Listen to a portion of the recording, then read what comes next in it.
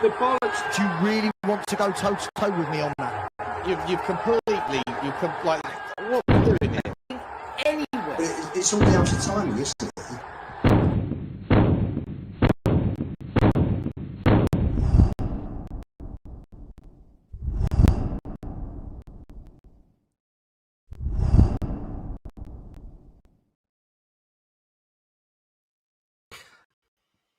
Good evening, everybody. Welcome to the Spurs 5, the first time ever hosting on the channel. Oh, yeah, it's going to be a good one. Like, subscribe, hit the notification bell, all the good stuff. You know the drill by now. Spurs are into the next round of the Cup. We beat Doncaster 3-0 at home. Another clean sheet, 3 goals. Should we be super happy? Should we be a bit concerned? Look, it's hard not to be positive because a win's a win and a clean sheet's a clean sheet. But it was a pretty poor opposition we played against. And some of the performances from the players today, questions have to be asked. But look, we've won. We're through to next round. We're going to be doing the draw. We're going to be watching the draw live on the show as we go along. So we'll know who will be playing the next round. All the big guns are through. Man City won tonight. Newcastle won tonight. Arsenal won tonight. So we probably might get a harder draw next round. Let's see what happens. But other than that, everyone in the chat, thanks for being here tonight. Smash a like. Put your comments in the chat and we'll go through them bit by bit. Sava, you did a live stream on your channel tonight. Without going too much into depth, what did you make of it tonight? A win's a win, but that front line, it's not exactly inspiring, is it? No, I think the easiest way I'll sum this up with I'll sum this up with a very obvious football quote. It was a game of two halves, very much. Like, what I found funny, that there were people saying, oh, he got it wrong second half. And I'm like, hang on, he put exactly the same team out as the first half that did well. But I thought it was a game of two halves. And still, I know I'm going to say something here that I don't think you're going to disagree with. And if you do, brilliant, but I don't think you're going to. I didn't see anything tonight from the fringe players that made me change my mind on any of them or made me go, oh, you've got to play, or, oh, actually, I've seen something. So, interesting. If the stream is lagging, guys, it's probably YouTube. Let me double check on my, sorry. Let me check.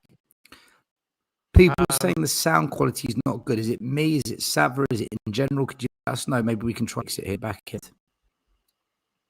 Yeah, let me check. It might, if it's, hang on, let me go on mute and watch it for 1 second. 1 second. Sound is lagging both, everyone. Okay. Whole stream is lagging. Okay, maybe it's a YouTube thing then. Not much we can do. It's lagging. I'll tell you what, one at a time, I'm going to come out and then come back in. It might be that. I did that the other day and it worked. Let me come out. All right. Some people saying just sell. Other people saying it's now fixed. Other people saying it's both of us. I don't know. Nope, lagging again. God, what can we do? It's lagging.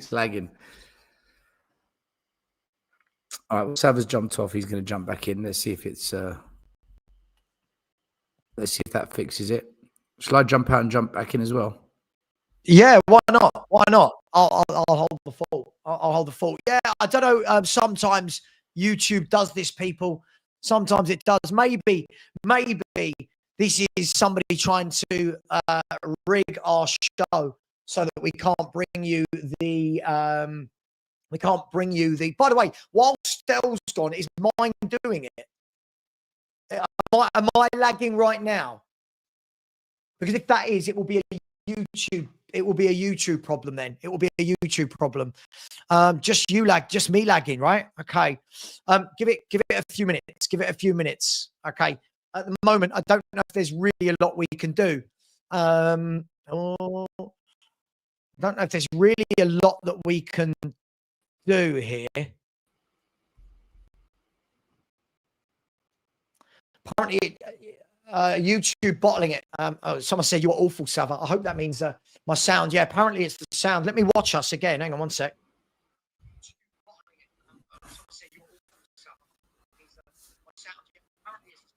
It's YouTube. It's YouTube. Let me try and watch another show. The dangers of being live. Right. Okay. Let me watch who's live. I don't know. Who's Well, live? Lee Gunner's live. Well, listen, it's good we've got a problem because we're struggling what to talk about tonight, so we can waste 15 minutes talking about the quality of the stream. How's about that? It's definitely not Wi-Fi, guys. It's the same Wi-Fi, that's just done you a whole watch along. No one complains, so it's the same. Yeah, Tell. Let's blame Tell. Is it your Wi-Fi? People saying restart. Do you realise how much it takes to restart a YouTube show? Just to reset the whole thing. I don't know. When Sava jumps off Stella's phone, I think that's a wind up. I'll tell you what, let me jump out and I want to see if let me jump out for a while and I'm going to watch the comments. When I jump out, is it Stell? I'm going to watch it for a minute. Let me jump out.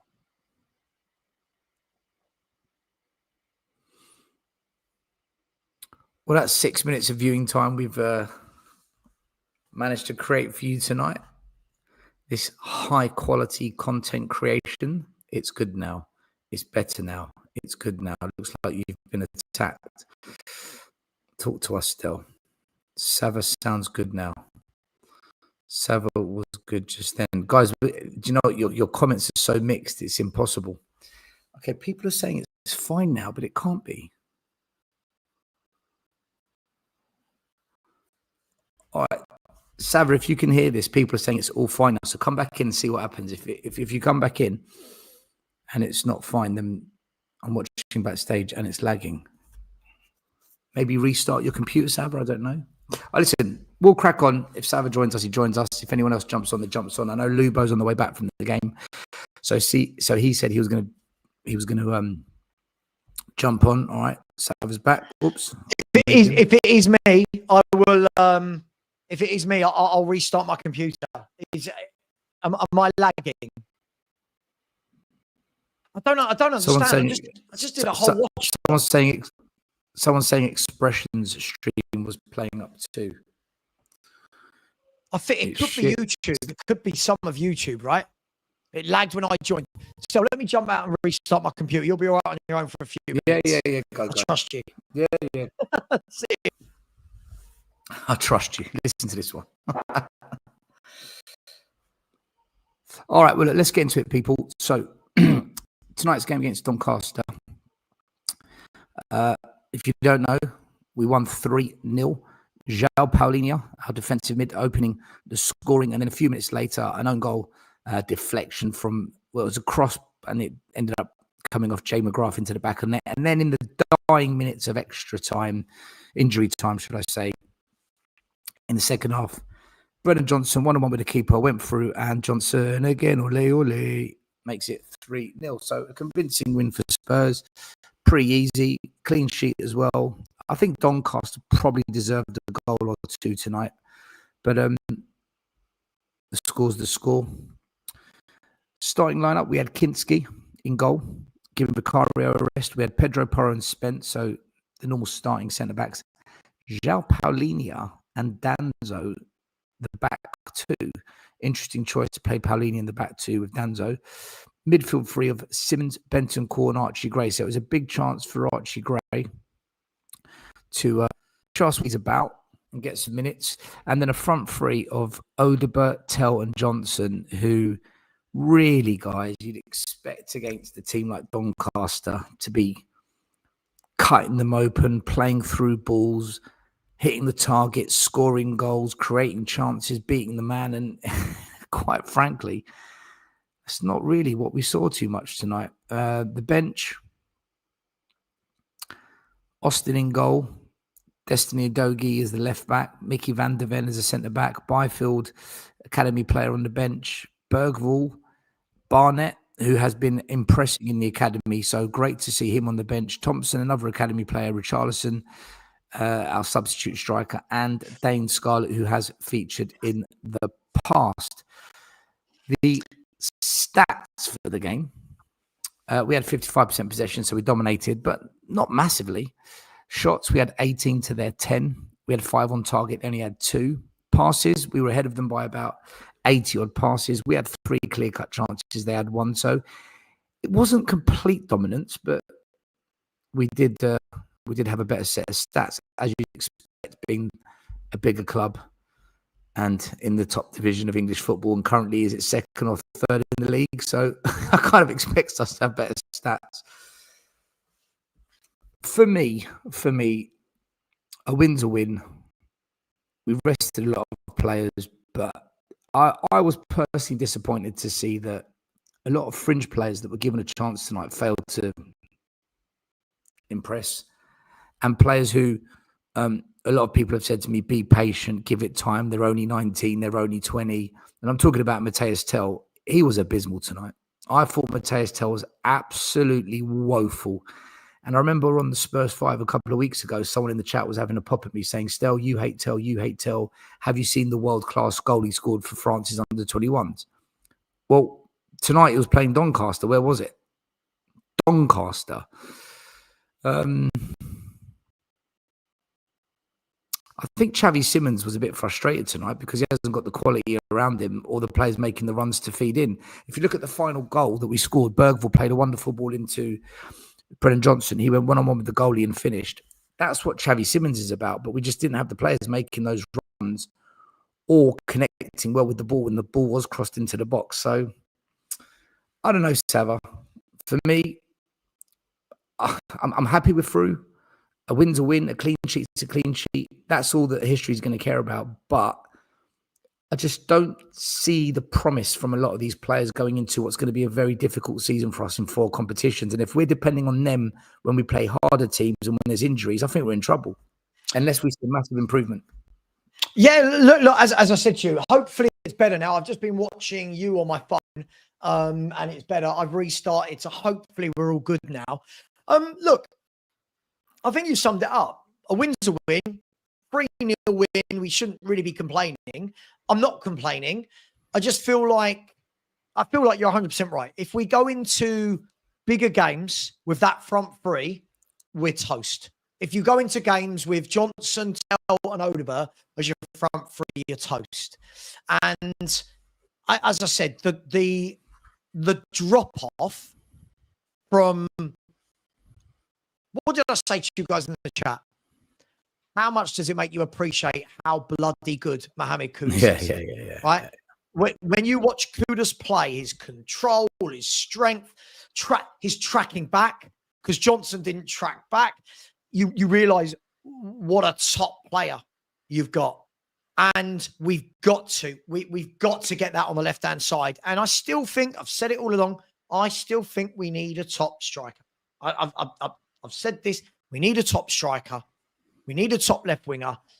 I know people keep telling me it's not all going to be done in one window, but I don't feel like this is going to be the last time we have this conversation this season about the forward players still. Even when Richie came on, there was no improvement. There was no improvement when Richie came on. Can't control the ball. Can't finish. Falls over. Wasn't good in the air. It's going to be tough. It's going to be tough, but we're through.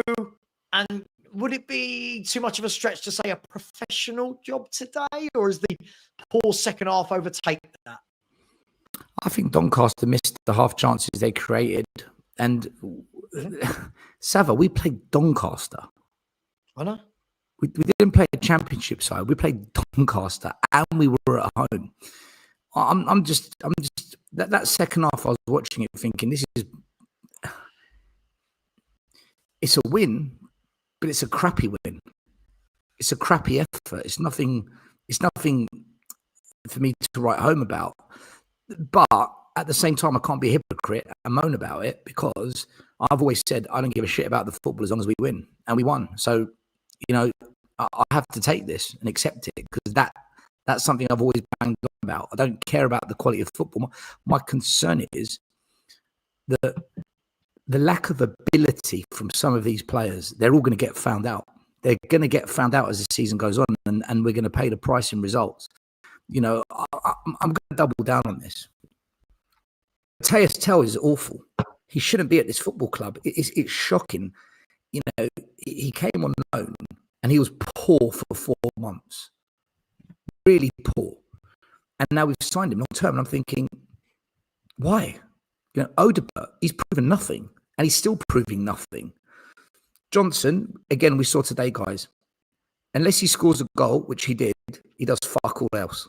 He does nothing, absolutely nothing, but he scores the goal tonight, and that'll build up his stats coming into the season. He'll probably score 20 goals, and we'll look back and say, but he was shit. How did he get 20 goals? But this is what he does. Archie Gray, again, did he step up, guys? Did Archie Gray? I'll tell you what was interesting. That young lad that came on for Spurs did more in 15, 10 minutes on the pitch than any of our front three did, if you take away Johnson's goal. I thought Gray did some nice bits. It's like I always say to Lubo, and like you see in our WhatsApp group, the problem is now when some of these fringe players do anything, like, did you see his cross? It's like, hang on, these are pro footballers, right? Did you see the cross? Yeah, calm down, he's a footballer. Did you see that 6-yard putt? Yeah. And that's why I don't get too carried away. I thought Gray did some nice stuff today. I did. But where I find it hard to judge, guys, and big up Dan, the Dan analyst, look at him with his sexy little face. Where I find it hard to judge is Archie Gray, I'm told, right? This is our 6. Today, I'm seeing him playing as the furthest forward 8, right? He's Benton calls the one in the 6 today, if anything. And Archie Gray's playing. So he had some nice little passes. I would expect that, gentleman. We're playing Doncaster. I need to see that in the Premier League. But he was better today. But Matisse Tell, I'll hand it back to you still, but I mean, Matisse Tell, I don't. Sava, hold on a second here. Right? I think we're falling into this trap now. When Richarlison scored those 2 brilliant goals against Burnley, I remember saying to everyone, guys, it's Burnley. Right? This is Burnley. They're going to get relegated. And then since then, he did pretty much nothing. Right? Are we doing this thing where we're saying, oh, Gray did well today, or Gray's improving? He played against Doncaster. That is lesser opposition than when he was playing for Leeds United. Was Gray good today, or was the opposition really low level? I'll let Dan List take it, because apparently my sound's poor. So evening, everyone. Hello, Stel. Hello, Sava. Big up, chat. I hope everyone's all right. Look, we're through. Comfortable in the end, weren't it? But I just think, there was a few worrying signs, right? Obviously, the obvious ones are Tell. Wilson, we expected more. We expected to see something tonight from those 2 particularly, right? They're given their opportunity tonight to play against Doncaster, League One. And look, they didn't perform. And yeah, it is a worry. And I was just listening to you, Stel, and just, what if we do suffer injuries, which we will? These are the players who are going to be coming in. I obviously got massive concerns about Richarlison anyway. But look, I can't really answer it. Why can't they perform against Doncaster? How many times did Wilson had a chance to take on his fullback in the first half, and he just failed? And then Frank had enough, and he subbed him off after 55 minutes. He didn't even give him the whole game to have a go and to try and get some confidence up. Tell in that number 9 position is I don't think it's ever going to work. I don't know where you're supposed to play him. He doesn't offer anything. His confidence is obviously very low. But these are the players we're going to have to rely on until January at least. And it's a huge concern, especially those 2 performances. Gray, I thought, was okay, but he doesn't play. How can he build up any kind of momentum in performance if he doesn't play? He should have probably gone out on loan, because I don't think he's going to get enough game time. And other than that, Simmons was okay, obviously trying to get to grips with the team. The centre-back, Dan Sopalina, were fine, pretty good performances. But I just think that first half was fine. We created plenty of chances. Poor finishing, should have gone in with a few more goals. But that second half performance was an absolute mess, wasn't it? What did we learn from that? It was, I don't know what we were trying to do, Stel. Did you understand what was going on there? Well, this is what I was trying to say. You got to be happy with a win, always. A win's a win. And you got to be happy with a clean sheet, because at the end of the day, that's what the game's about. Don't concede and make sure you score and win the game, which is why I'm not complaining tonight.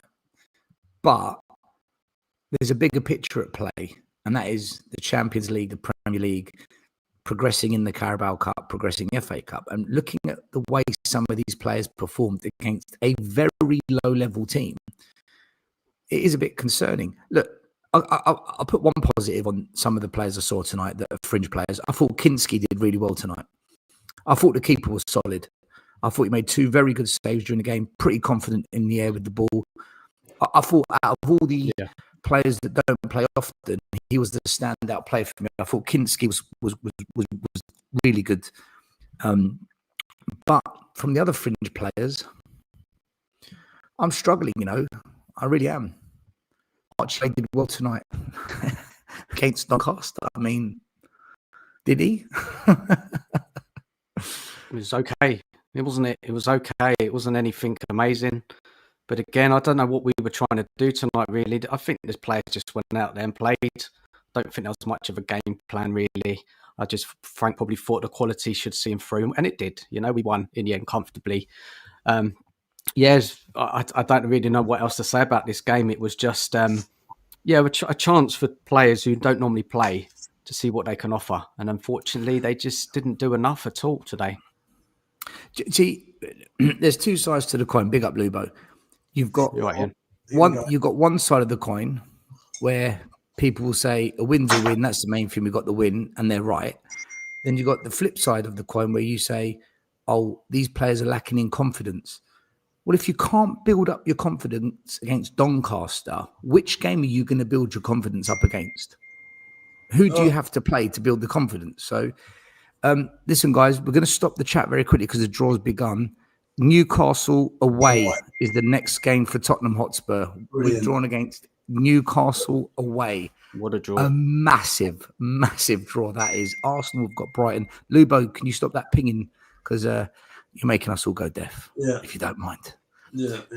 It's Arsenal v Brighton, Grimsby versus Brentford, Swansea City versus Man City, Newcastle versus Tottenham. By far is the pick of the round so far. That's a really tough game for us. Liverpool, Crystal Palace. So there's some big games in there. You got 1, 2, 3 all Premier League games. Lubo, listen, tell us about tonight, and we'll quickly go around and talk about the next the next round. Newcastle away with a front three of Odebert, Tell, and Johnson. Well, I think there's every chance he'll probably be paying probably Moani, Ritchie, and Kudus, won't it? I would think, for the front 3. Wolves v Chelsea has just come out of the hat. So we got the worst. Who did Liverpool get? Crystal Palace at Anfield. Huh. Well, listen, tonight was a glorified training session, wasn't it? Pretty much. We weren't under any pressure particularly. It was played at our pace, and they just coasted it. That's all it was. There's nothing much to talk about. I thought the pick of the bunch were Danso and Polinia. I thought Gray had a decent game out of the fringe players. Apart from that, it's saved by Kinski. Thought he didn't have much, but he did what he had to do. And nice finish from Johnson. Good run from Odebert, setting up the second goal. Not much more, really. Again, and the first goal obviously was a good, well-executed overhead kick. Otherwise, there really wasn't that much to talk about, was there? Ian, were you a bit disappointed with Wilson's performance and Tell? Did you expect a little bit more from those two, against that opposition tonight? I thought first half Odebert was okay. Second half, he sort of drifted out the game. Tell missed 3 pretty simple chance. I mean, the Johnson put in a good cross for him, didn't he? That he missed the ball, with a header. And then there were two air shots as well. So that was Tell, wasn't it, in the box? He completely missed the ball. He could have had a hat trick. He doesn't look right, does he? Look, Lubo, when has he ever looked right? When did anyone watch this player and say, yeah? In a Spurs shirt, when have you ever said, yeah? The excuse is now confidence, game. isn't it? Still, the chances he had, you would have expected him to put one of them away, wouldn't you? No. Based on what? Based on what? What's he ever done? What's he? I brought up this stat when he was on that 4-month loan. Yeah. He had 20 appearances and he got 2 goals and 1 assist. So what are we basing this on? I don't get it. Well, you would expect. Listen, any of us should have put one of those chances in if we'd have been playing tonight. In all honesty, I mean, the air shot, it was easier to put it in the back of the net, wasn't it? Or just connect with the ball. That's all. Can you hear me? Can you hear me? Yeah. Yeah, we can hear you. Just checking. Just checking. But quickest I've ever got home from a match tonight. The fastest, 20 minutes, 22 minutes, 23 minutes. It was. What do you reckon? Have you just seen the draw? Yeah, I saw the draw. We've definitely got the hardest tie out of all the other clubs. Yeah. I think Brighton, Arsenal away to Brighton isn't easy. No. It's a good test for us, isn't it? It's a Very big good test for us going to Newcastle away. You know, he's got to play. He's going to have to play a strong lineup in that one, otherwise we're out. Yeah, we got Monaco away. Test for playing Doncaster at home, Dan. Let alone a good test playing Newcastle away. I know. He's got to go strong, hasn't he? He's got to go full strength at Newcastle. I'm sure he will. We got a nice run that week from like Wednesday to Wednesday. We got Monaco, then Everton, then Newcastle away. Wow. Is Everton away or Everton at home? Everton away. They're all away. Got 3 away games. Wow. I don't fancy the Everton away game. But some will say we're better away from home this season. Yes, our record shows that, doesn't it? I think all of these games are going to depend on the same thing. I don't think it matters where we play, home, away. I think it's going to depend on the same thing. It's going to depend on Simmons being on top form, Kudus being fit and being on top form, and Frank finding a solution to that left side in the striker position. Because at the moment, it's not there. And I know people are going to disagree with me here. I thought he was really poor. He beat his man for the goal. And then, you know what? I mean, you must have all seen this in coaching or whatever, when you played or whatever. As a winger, if I beat a man, I'd expect my coach or manager to be telling me, keep going at him. You've beaten him. Keep going at him. You can beat him. After he beat him for the goal, he didn't get past him again. The fullback actually did quite well in that first half. And the rate of knots that he gave the ball away, Odegaard, was truly worrying. I just don't think he's ready. I don't think he's ready, guys. And everyone thinks I'm negative, but him and Tell can't play in the same team again. It's so weak. It's so weak. But what do we do, though? Because we've got to play someone now on that left, yeah? Right? Until we can get to January, until we can get someone else in. We've got to give someone a run. Now, that's what's Wilson's second start now there. Right? He played there the other day. Do we persist with him? What does Frank do? Guys, what would you do? For the minute, I'll persist with him. I'd keep going with him. Because to be honest, it's the best of a poor bunch, basically. Do you know what I would do? And I said this on the Spurs 5. Pick one player and just work with that one player, but go back to basics. So let's say you just pick Odegaard. Just stay consistent and keep playing him left wing and say to him, I want you to go on the outside or cut inside. And when you're successful doing it, head up and just put a cross into the box, aim for a white shirt, and just drill that into him until he's got that fundamental in him and then build on that. Or tell him to beat the man, drive into the box diagonally and try and get a shot away and just consistently aim for one part of the goal, repetition until he's got that drilled into his game, then try and build on it. I think that's the only way he's going to be able to. It's the only way he's going to be able to coach someone to play on the left. But if he I'm keeps sure he's chopping doing and that changing, already. bringing players off after 50 minutes, not giving them 80, 90 minutes, we're never going to fix the left side until we get back into the transfer window in January. Sorry, Lubo? We're going to be difficult to beat. We're not going to lose many games. And I think it's just a question of finding, listen, we scored 10 goals in 5 league games. It's not like, we are unbalanced, but we're still scoring. They're still finding a way to score. So, second half of the season, hopefully we can buy somebody. Yeah, but Lubo, we saw what happened as soon as we play a good second team. half. But Lubo, we saw what happened as soon as we play a good team like Bournemouth. That's what's going to happen when we play another good team with these players, or not having that left side sorted out, because any good team is just going to double up on Kudus and then we're in trouble. There's no other outlet. Still, they were all poor, weren't they, against Bournemouth? It was one of those games where very few players came out of that with any credit. Yeah, but that's when you look at your best players to try and do something special. But when the other team double up on that special player, knowing that Spurs have got no one else to go to, then what? Well, at least now you've got, Simmons, haven't you?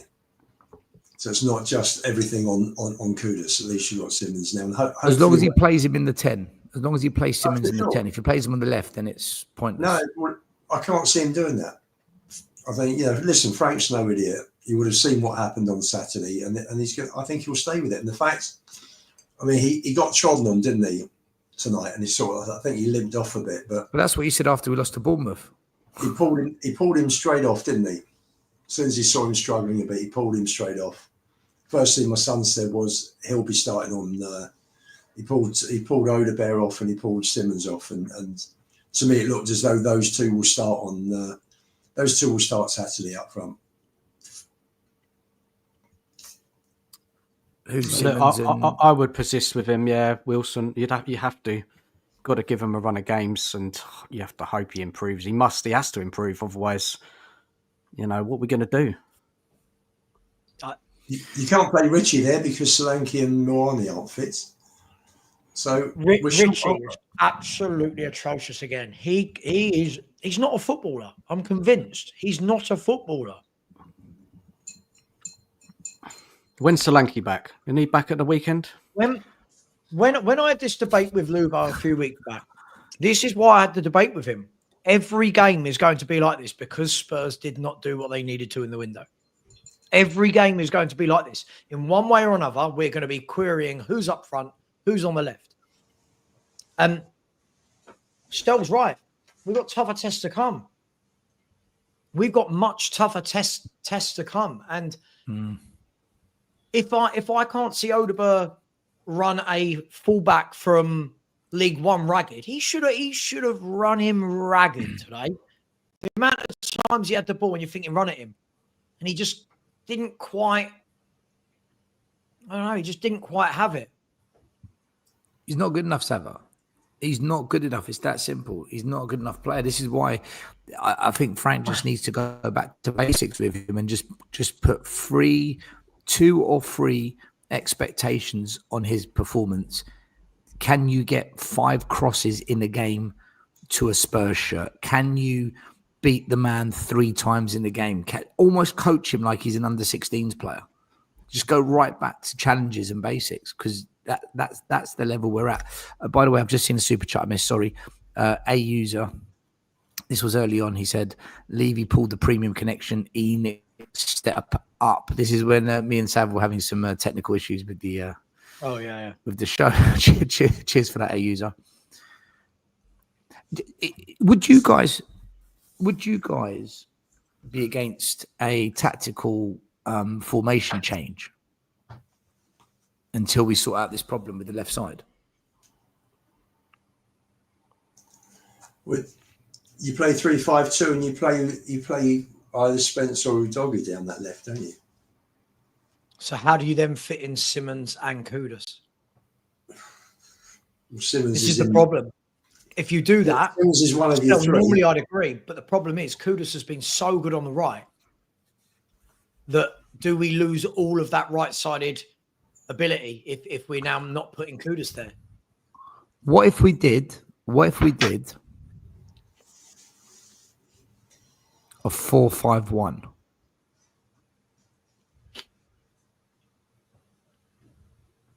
So 4 at the back, and then you've got 5 in midfield. So in midfield, so you got your 3.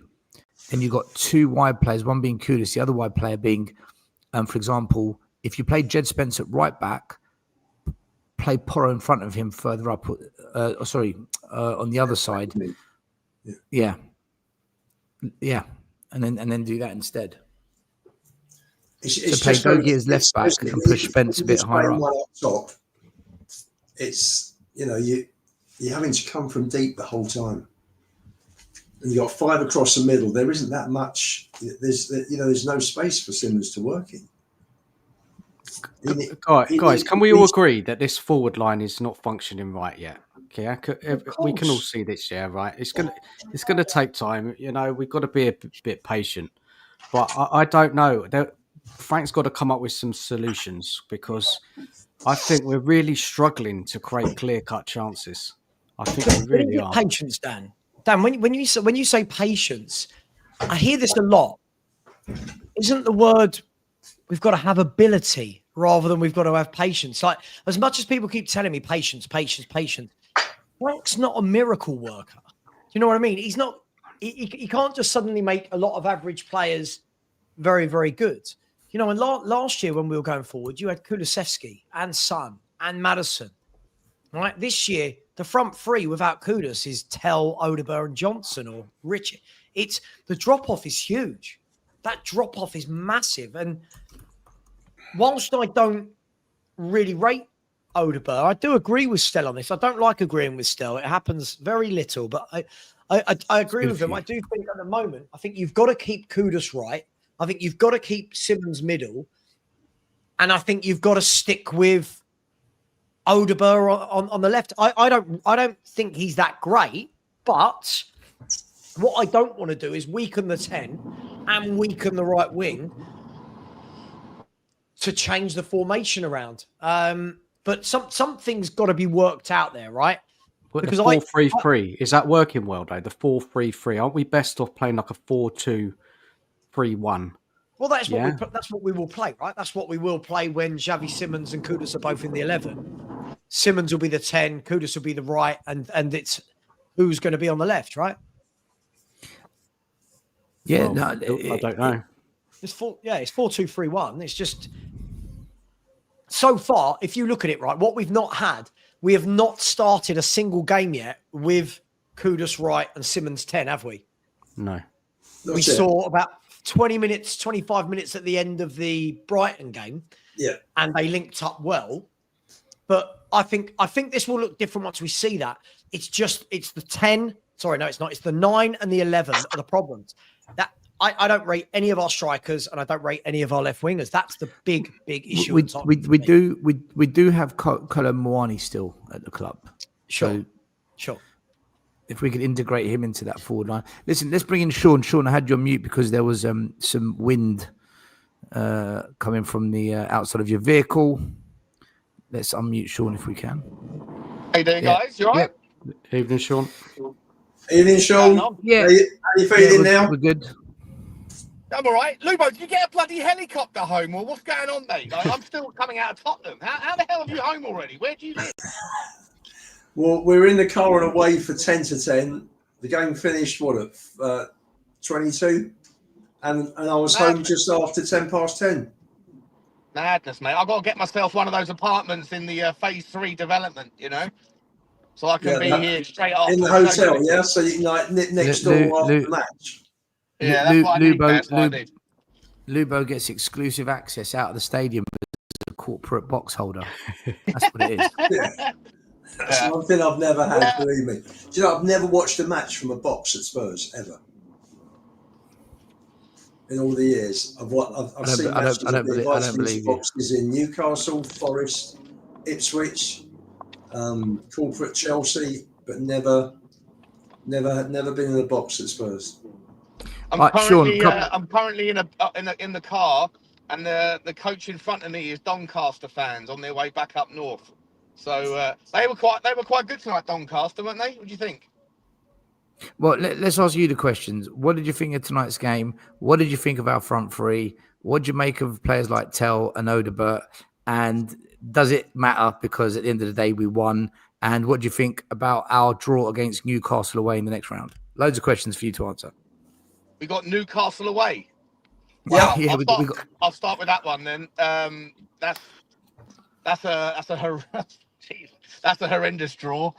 But listen, what I will say, I mean, we'll deal with that one whenever that game comes. What I will say is I feel like there's a big gap at Tottenham at the moment. Look, I thought Doncaster were well worthy of at least a goal tonight. I think Kinski put in a save that was top draw that if Vicaria was on the pitch wouldn't have made. I think their goalkeeper, their striker, I don't know his name, the black guy with, I think he had dreadlocks or cornrows or something. He missed a couple of sitters in the game. And Number I think 30. Number 30, that's it. Yeah. Olu Sanya. What's his name? Olu Sanya. Oli Sanya, yeah. Look, I think he just, rush of blood to the head in the first few minutes. And I think he had a good chance in the second half as well, right? So, it could have been different. It could have been a different game. And I think Tottenham rested on their laurels. I know we made a lot of changes. And obviously, you're right, Stel, 3-0. It doesn't really matter. It's cup football. Just do what you've got to do to get through. But,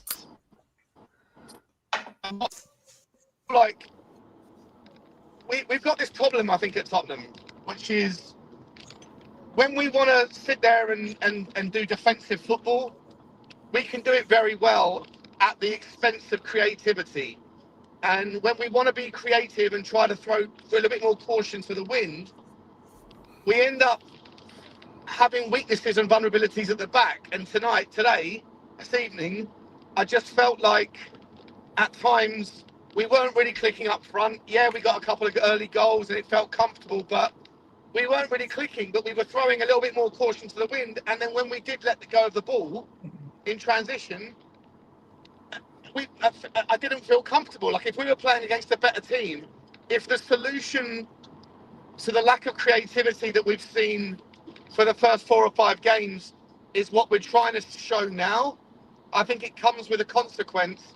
And that consequence is going back to the similar sorts of positional mistakes that we were seeing at times in a diluted version of Ange Ball. So I feel like there's not enough balance. I heard you guys talking for 10 minutes before I came on.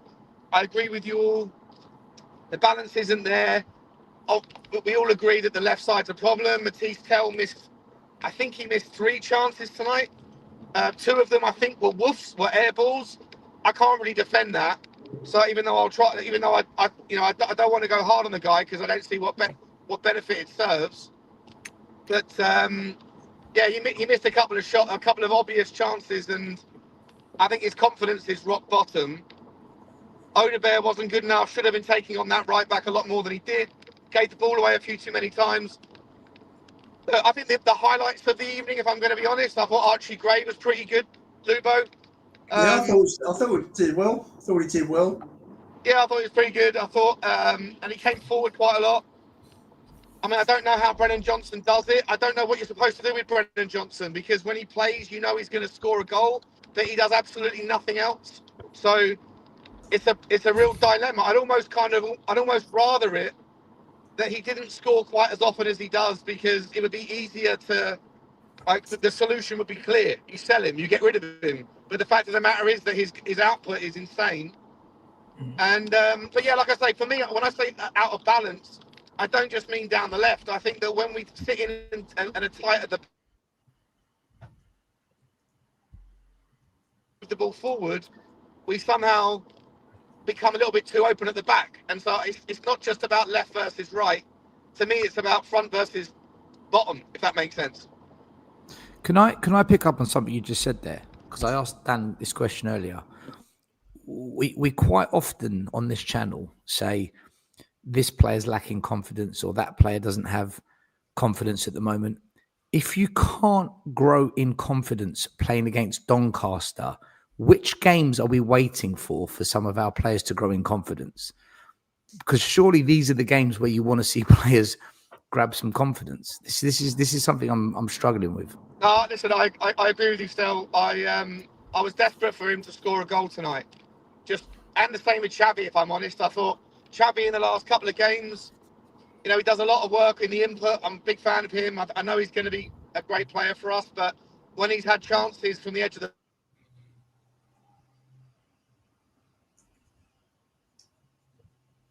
you make games like this, and you think these are the games where people like Tell, people like Odegaard, people like Xavi, they get the monkey off their back with the goal or two.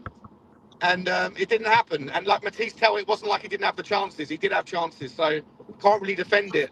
It is a shame, but yeah, you're right. He had a stinker again. So yeah, tough night. Dan, how you doing, mate? You all right?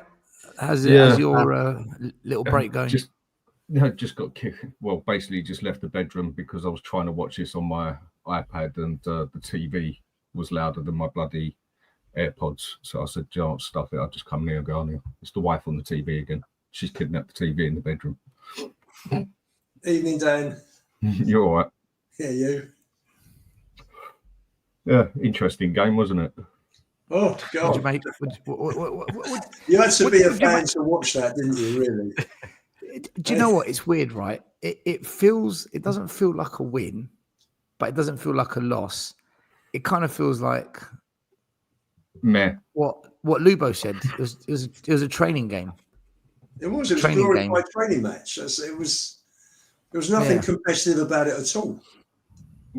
Playing a team like Doncaster, if we're going to be realistic, even with you can't even say that really was our second team. It had a few second players in there, but that was more than a strong enough team he put out for Doncaster. We should have got at least 3 to 5-0 on that anyway. I thought we totally had control of it for the first 30 minutes. And then towards the end of the second half, it started looking almost like we were sweating to it. And then I don't know what happened in that second half, but honestly, I think we looked all over the place in that second half. Yeah, okay, we got the third goal, 3-0's a win. Don't care how we win it, we done it, job done. But you're still going to pick on bits that certain players, even in a game against Doncaster, don't even stand out. I think about 3 players, maybe 4 players today reached their peak, as in their standard, their level of club that they should be playing against. And Odegaard, he beat his man once or twice, fair play. He's just, no. Richarlison looked shocking when he came on. Tell, what the hell is he doing? And Gray played okay for a game. But yeah, I think that is his level. When you can't stand out on a game against Doncaster, there's got to be some sort of trouble there somewhere. I mean, Porro done his job. I think Kingsley looked all right, and Paulinho looked solid on there. As soon as you said there's got to be some trouble there, Johnny popped on. Great timing, Johnny. Sorry, what's happened there? No, we're just making a joke. What do you think of the game? Let me in on it then. Dan was saying, he was talking about the game, and as he was saying the word trouble, you popped on the screen. Oh, right, okay. I got you now. Fucking traffic. The bloody roads were all closed off. Roads closed off down to one lane, so it took even longer getting back. Listen, we got the job done. The draw's an absolute killer, though. The only people you don't want Newcastle away. That's the only one I asked for not to have. Well, Johnny, I'd rather have this than Liverpool, Arsenal, or Chelsea and City away, to be honest. You'd rather City, have I fancy our chances away. against City. I'd rather have Newcastle away than any of those. You'd rather have Newcastle away. Okay. Lubo, 1 minute. Lubo, Man City. Right, mate, Man City. I'd rather have Arsenal at home, or Wrexham, or Cardiff, or Grimsby, or Wickham, or Brentford, or Wicket. All right, shall I list them all? All right, let's agree we've got a tough away game, right? We've got a really fucking tough away game. It's a tough game. It's not one you would have asked for in any shape, way, or form. Not a chance. Do you know what? There was a guy when I came out of the stadium tonight, as I came out. He goes, I heard you going on about Brennan Johnson. He scored. I'm lost for words. Really. And if that's what Spurs fans quite happy with, to watch a show pony standing there. I mean, I saw what's his name? Come on, the kid come on and work harder and try and take on. Was it Byfield that came on? No, Barnett, Williams Barnett came on. Came on 86 minutes. He tried to take on. Williams Barnett tried to come on and take on his man about 3 times, more than Brennan Johnson. But it's just Sod Laurie scored at the end. Another one where Johnson can't even stand out as a player against Doncaster. He gets his tap in, fair enough, fair play. But another player, he can't even stand out in a game and look like a formidable player, like a Premier League player, like the other 4 I just named in the game against Doncaster. Is it that they haven't got the capability, or is it that they haven't, or they didn't really have the willpower for it tonight? Dan, he was standing there. It was one moment where he's standing there in the first half, and I was going, mate, look along the line. Look along the line. He's got his hands on his hips. The ball came, a brilliant ball over from Paulinho, and he's offside. Well, what the fuck are you doing, mate? You can't just stand there. You're looking along. You're not even looking along the line. You're looking down the pitch. It's so frustrating.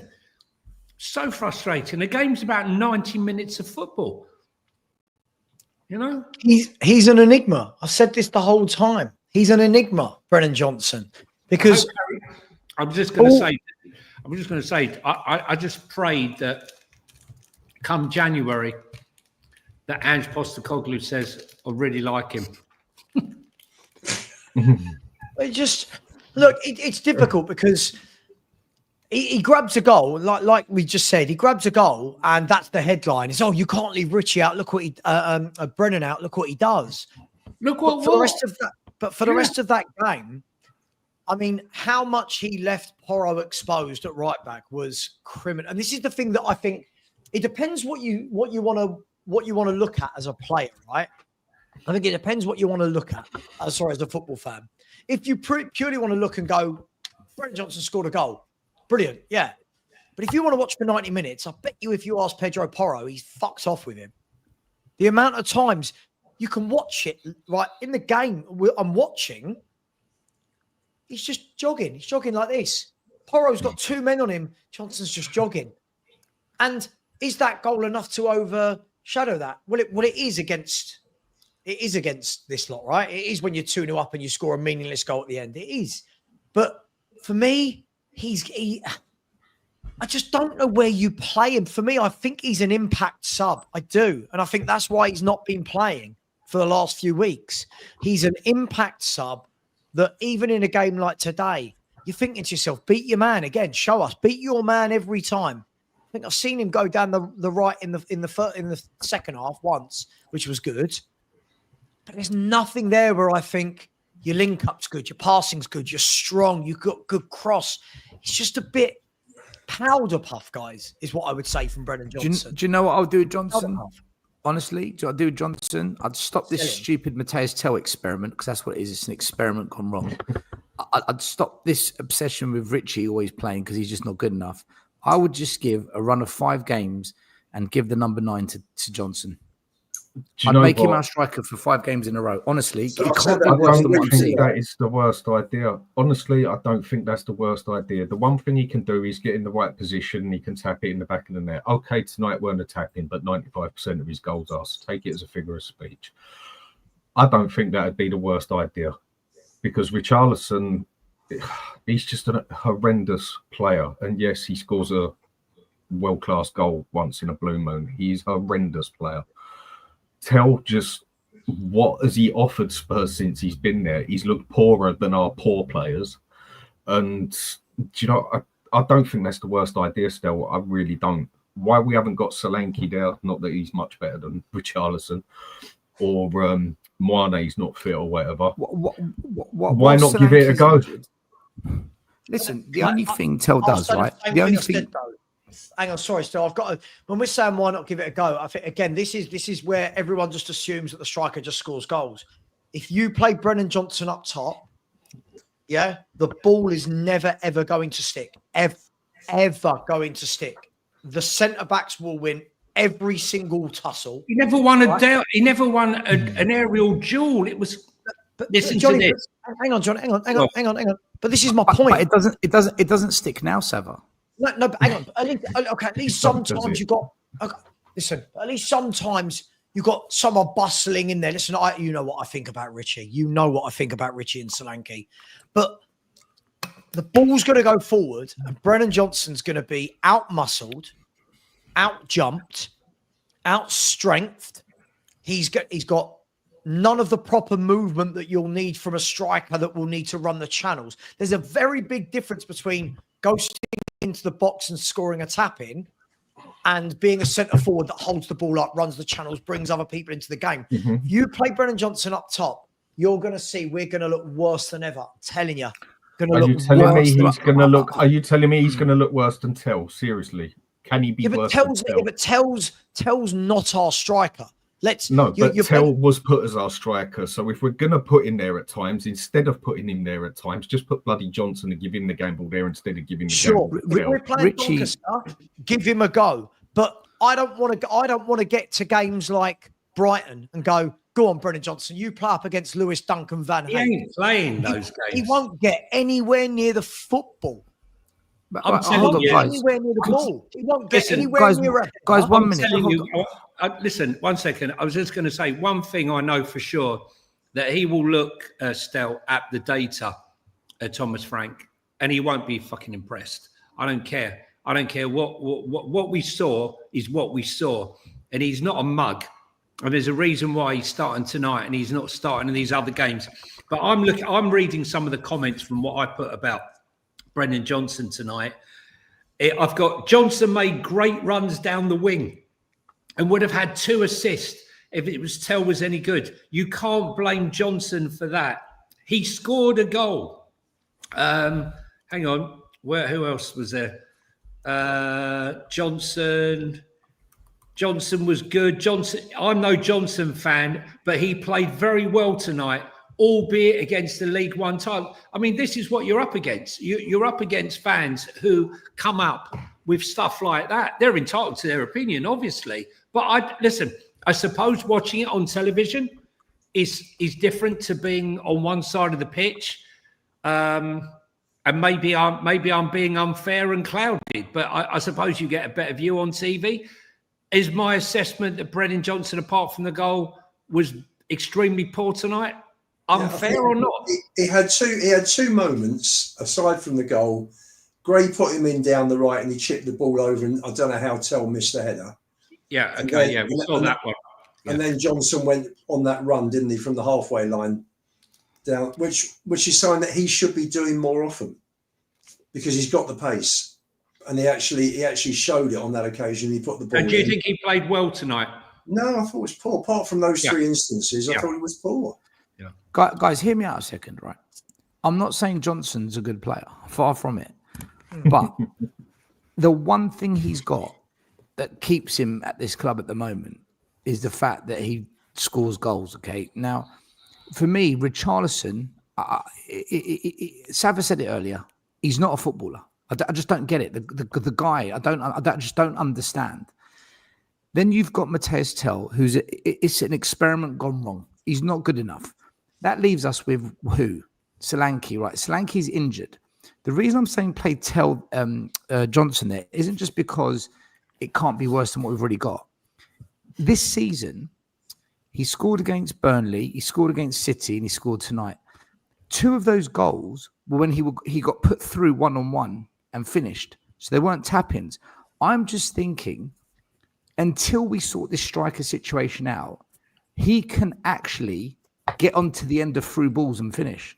And it might be worth playing that way of service and seeing if we can make something work. I'm not saying it's the solution, but I think it's worth giving it a go compared to what I'm seeing now from our strikers. So, you wouldn't play Mawani up front now when he's ready. Still, yes. Do not play. He'll go straight in. Yes, Dan. Dan. Yes, 100%. Yeah. As soon as Johnson, if you look at Johnson, right, I agree with what Sava was saying. He will not be able to hold up the ball against Premier League defenders, right? He will just look lost.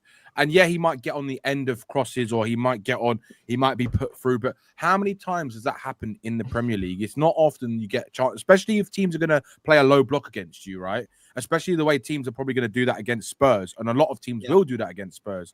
I'll give you an example, right?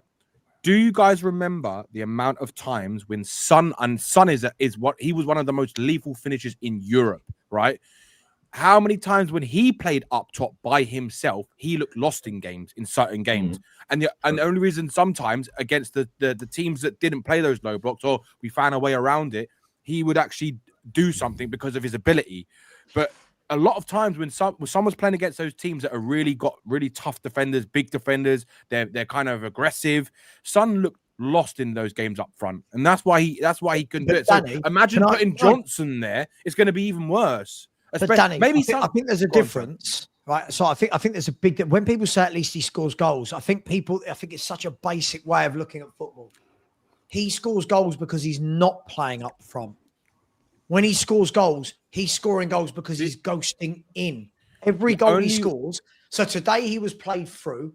Right, the goal against Man City was a counter-attack.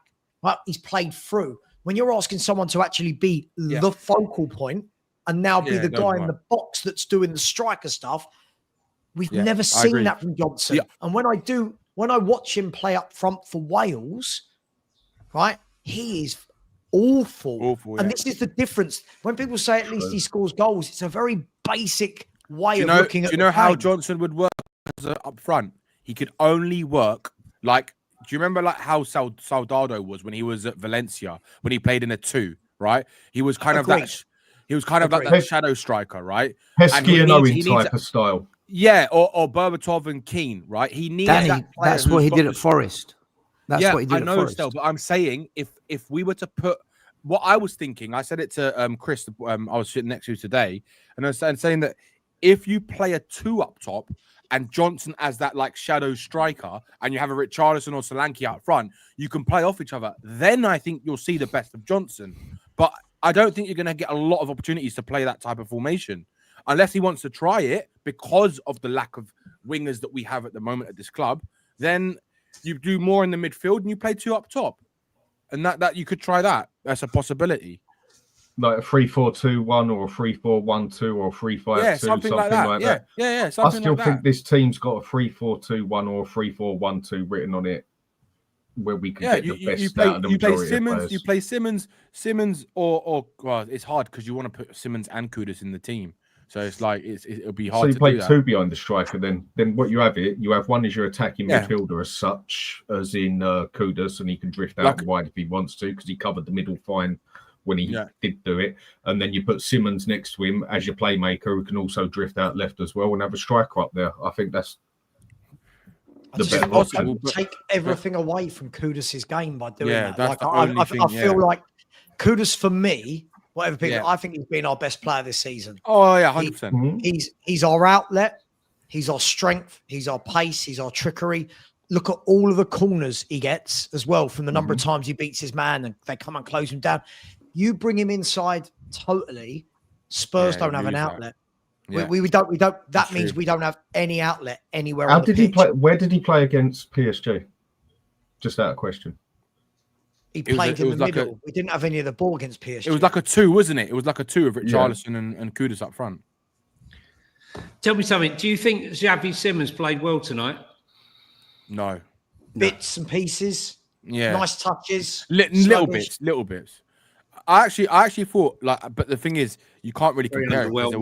We were playing League One opponents, but Lubo's going to love this. But Archie Gray had a decent game. He actually had a decent game. He was barging players off the ball. He really wanted to try his best today. Yeah, but that's the problem, Saf. That's what I'm saying. This is this level. It's like that's the level he's playing. That's when he looked good. He looked good against League One opposition. This was his level. This is his level. Yeah, this is his level. There was only one class player on the pitch tonight. One, in my opinion, and that was Paulinho. Yeah. I thought Danso as well. I beg your pardon. Danso played well, but for me, I thought Kinski did all right tonight. Kinski was all right. Great I thought you were going to save. say tell Johnny. Matthias, tell mate. I got what's name was absolutely fantastic tonight, Paulinho. Class act. He is superb. Absolutely superb. Remember how many fans were going, don't want Paulinho, look how old he is. Idiots. Mate, honestly, the experience, like the difference when you have an experienced player who knows what to do. Class. He's a technical player as well. He's a gifted player. He's just unbelievable. His reading of the game is second to none. Like you don't get many. All the people, Dan, who were saying that he can't pass the fucking ball. Oh, they're stupid. They don't watch terrible. All I've seen in the last 3 games is him spraying passes around the pitch. Yeah. Johnny, I remember he was doing that for Fulham. That's why I wanted him when he was at Fulham. He was so good. He scored goals. He didn't score a lot of goals, but he did score goals. He was spraying the ball everywhere. He was like the perfect midfielder in the Premier League. He hit. Mate, you know what? Go and get a Ruben Neves and put him next to Ruben Neves, and you'll see them two they'll just make the team tick. Mate, I said Paulinho would be our most important player this season. There's no doubt in my mind. Yeah, definitely. He's a proper football player. It's why, Danny, that's why I want been saying for ages, Dan, I still want a ball playing 8. Everyone can talk to me all they want about Gray, about Bergvall, about Sarr. I want a ball playing number 8 next year that goes alongside of Paulinho and runs the game. That's what I'm 100% with you on that. Crying out for, but people keep. Whenever I say it, Dan, Danny, what I get is Bergvall will be that guy. Bergvall's not. That's not his game. That's not his game. So it's not Sarr's game. It's not Bergvall's game. It's not Gray's game. This team for me is crying out for a Carrick, a Modric, a Ruben Dembele, Ruben Neves, someone that just sits there and goes, "Give me the ball. Yeah, I'll spray it right." What about a Wharton? Yeah, a Wharton. Would you have him? Yeah, Wharton would be. Wharton would be. Forget about it. Mate. Forget about it. Locatelli. Yeah, I know. Locatelli would be perfect at it. But he wasn't good enough for us last year when we suggested him either, was he? No, absolutely, Dan. But Dan, remember, Rafinha, who's just finished in the top 4 of the Ballon d'Or, wasn't good enough for some of our Spurs fans. So you've got to I remember doing an actual show on this, right? And I did a Paulinho versus Richarlison, and the amount of people preferred Richarlison was unbelievable because I was saying, no way in hell. Rafinha is just a phenomenal player. He is a phenomenal player. But I think we can see that. Do you know what? As well, I actually think that Frank can see exactly what we see as well. I think he does see. I think he sees that we need a ball playing number 8. I don't think he's that. Frank is a very, very intelligent coach, and I think that he can see that. And I think unfortunately we have to. It's going to be. Look, I know people don't like this word, but it is a little project. It is a kind of project, and let's see. And the proof is in the pudding. If the club are going to actually give him the tools to go and get some more class than what we already got in the summer, and keep adding class to it. Because I personally, from what I saw tonight, I think Tell needs to go on loan. Odebear needs to be sold or go on loan. As much as there's potential, we haven't got time for 2 or 3 years to grow these players. They need to go and play in a Premier League team, right, week in, week out, and see if they can do it and hack it. And if they can't, they're not good enough for the league. They're not good enough for Tottenham. I think we've got to start thinking of we need quality now. Like I've had enough of these Tells and Johnsons and bloody Odebears. I never wanted Odebear in the first place. I didn't even know he signed for Spurs until I saw him on the pitch at in the first game. I literally didn't even know he signed for Spurs. That's how bad it was. Like, yeah, I think the promising thing that I said at the beginning of the game, right? I said we'll win 3-0. And the most important thing is keeping a clean sheet and getting some goals. And I think that's exactly what we did tonight. We were in second, maybe third gear even today. And I think there's so much untapped potential in this team. And what Sav has been banging on about, it is literally a quality issue. It literally is. I think that's all it is. Yeah, so where's the... Hang on a second. Right, guys, 1 minute. Dan, I've got to jump, guys. Dan, Dan, have your final say. You go, and then we'll carry on with the chat.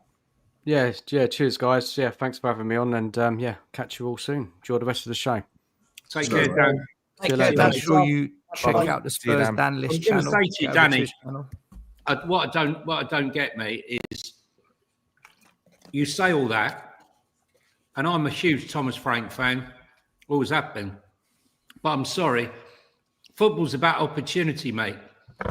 And there were two players on that pitch who had the opportunity, Tell and Odegaard, to come on and strut their stuff. And they didn't. It's about opportunity. It's about giving the manager something to think about. Yeah, and that's none true. of those players, neither of those players gave the manager anything to think about, in my opinion. They're not good enough, Johnny. They're not good No. enough. But how many times have we said last season? We said those three players are championship level players. Brennan Johnson should not be playing at this level, unfortunately. Maybe in the Premier League for a Nottingham Forest, right?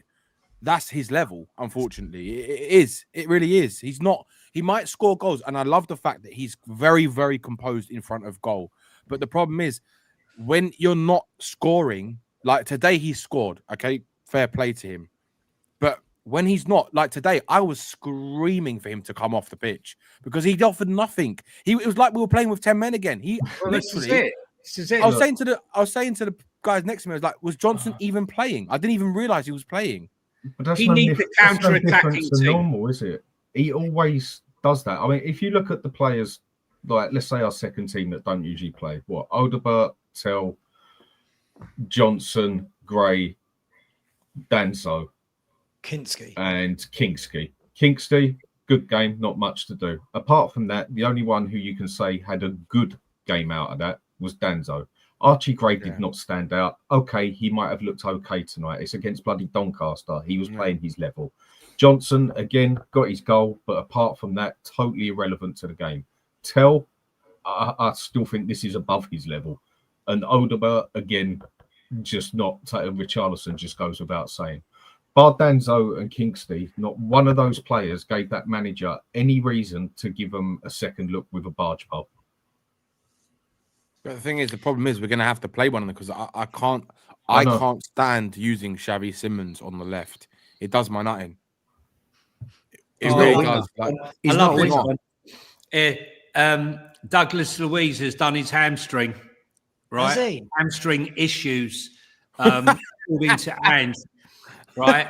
But here's the rub. You're going to upset Stell. You're going to upset Stell. Don't talk about Hang it. on a second. The interesting thing about I this support one is- Tottenham, people. I support Tottenham. Listen, the interesting thing about I wouldn't this know from our WhatsApp group. Nottingham Forest don't have to. He has to play 15 Perchie games. got his bet wrong. It's not my fault. He has to play 15 games of 90 minutes for them to have to trigger the buy clause. And we saw the other day where he came on, and I think it was 90 minutes, or I can't remember the exact. It might not be 90 minutes, but it's 15 games of X amount of minutes in that game. And he was coming on the other day. I think it was against Arsenal. Yeah, it was coming on against Arsenal. And he told him to warm up. He warmed up, did all his warming up along the pitch. And he was about to come on. And Ange told him to sit down. And he brought on their captain. What's his name? The Forest captain. Yates. Gibbs White. Oh, No, Yates. He brought on Yates instead. And he got well pissed off. He was actually laughing. But if this is one that's gone down already, didn't he have another injury? Wasn't there another? Apparently Milenkovic, a few people have said. Yeah, but Milenkovic, that was in the yeah. 93rd minute, so I don't know. I didn't watch the game. Anyway. I mean, it really does show you with those players there is still a massive drop off if we get a couple of injuries. If we get two injuries out there, if we get Kudus injured and we get Paulinho injured, what are we going to do? Stick Johnson on the right, bloody Johnson to cover the right, and Archie fucking Gray in the middle. But Dan, you saw it tonight. If Kudus, when people say to me, don't you think we can get fourth? And I say, we're going to need a lot to go right for us. If Kudus gets along, let's say Kudus does his hamstring, right? That's the front three. Let that sink in. Without Kudus, all these people going, oh, you overrate Kudus. My gosh, those lot tonight, they make him look like a Ballon d'Or winner. Like his levels compared to those 3 that played tonight are, I'll say 3. I'll add Richarlison to make it 4, right? The levels are frightening, Dan, aren't they? Like, So it's not going from Harrods to Waitrose. This is like going from Harrods down to Lidl in one go when you take Kudus off and put any of those forwards on. I think they're shocking.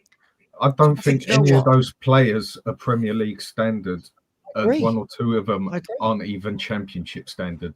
The fact, again, that a few of them had their chance today and couldn't even stand out like a significantly gifted player on the pitch against Doncaster says everything. And then but he had an okay game. He had an okay game against Doncaster, for God's sake. Okay was the best that could be pulled off against Doncaster. That is where you're talking issues for me. Red flag, talking about? I think Which is player? the words. Odegaard, Tell, Gray. See, I think Richarlison what I goes will without do- saying. Johnson I'll just say here- evaporates hang in on, every game. Hang on, Dan. What I will say here is I think it's a bit harsh to put Gray in the same bracket as Odegaard and Tell tonight. I wasn't He had an impressed okay with, game. I thought first half he started very slowly and I didn't really notice him. I do think he grew into the game, but what I struggle with is everyone's told me for the last 18 months that this guy's a number 6, right? Not one bit of me sees that. I see that he could be a And An that's- 8, maybe. box to box 8. Yeah. But again, Dan, for me, I make you right. I think what's happening here, and Lubo will hate this. Lubo, put your fingers in your ears for a few seconds. I know you're going to hate me saying this. What we do is when we get these players, for me, that are fringe players, if they do something normal that you would expect a footballer to do, Dan, you know what I mean? Like past 10 yards, get across on target.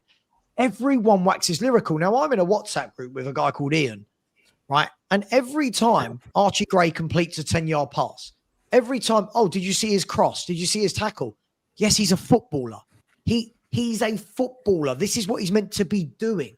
But does he do anything where I go, oh, now I see the real potential at 40 minutes? No. He runs around. For me, he doesn't look commanding. He doesn't look like, give me the ball. Give me the ball.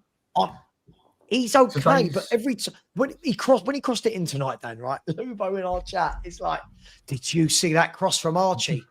What about it? What 40 million pound footballer can cross a ball 20 yards into the penalty area? Well, he had a respectable game. I haven't said once that he had a bad game. For me, he had an okay game. He had a respectable game against bloody Doncaster. He looked like he was at his level. I'm going to tell you something. That's who we were playing tonight. That's you can only play who's in front of you. Listen, I'm going to say something. Yeah, and Ian, with that one, yeah, you can only play who's in front of you. And if you're that good, you should be standing out against Doncaster. I thought he was fine. I thought it was decent, mate. He had an okay game against Doncaster. He had a respectable game with Doncaster. I think you could see, Dan, he was running the channels, particularly first half. That's coaching from Frank. Yeah. Fair play. You can see that. He held on to the ball. There were a couple of tight situations. There was one situation where he went through 3 players in midfield and laid it off. Looked good, and I just thought that's the sort of thing you want to be seeing more of. If he's that good though, Lubo,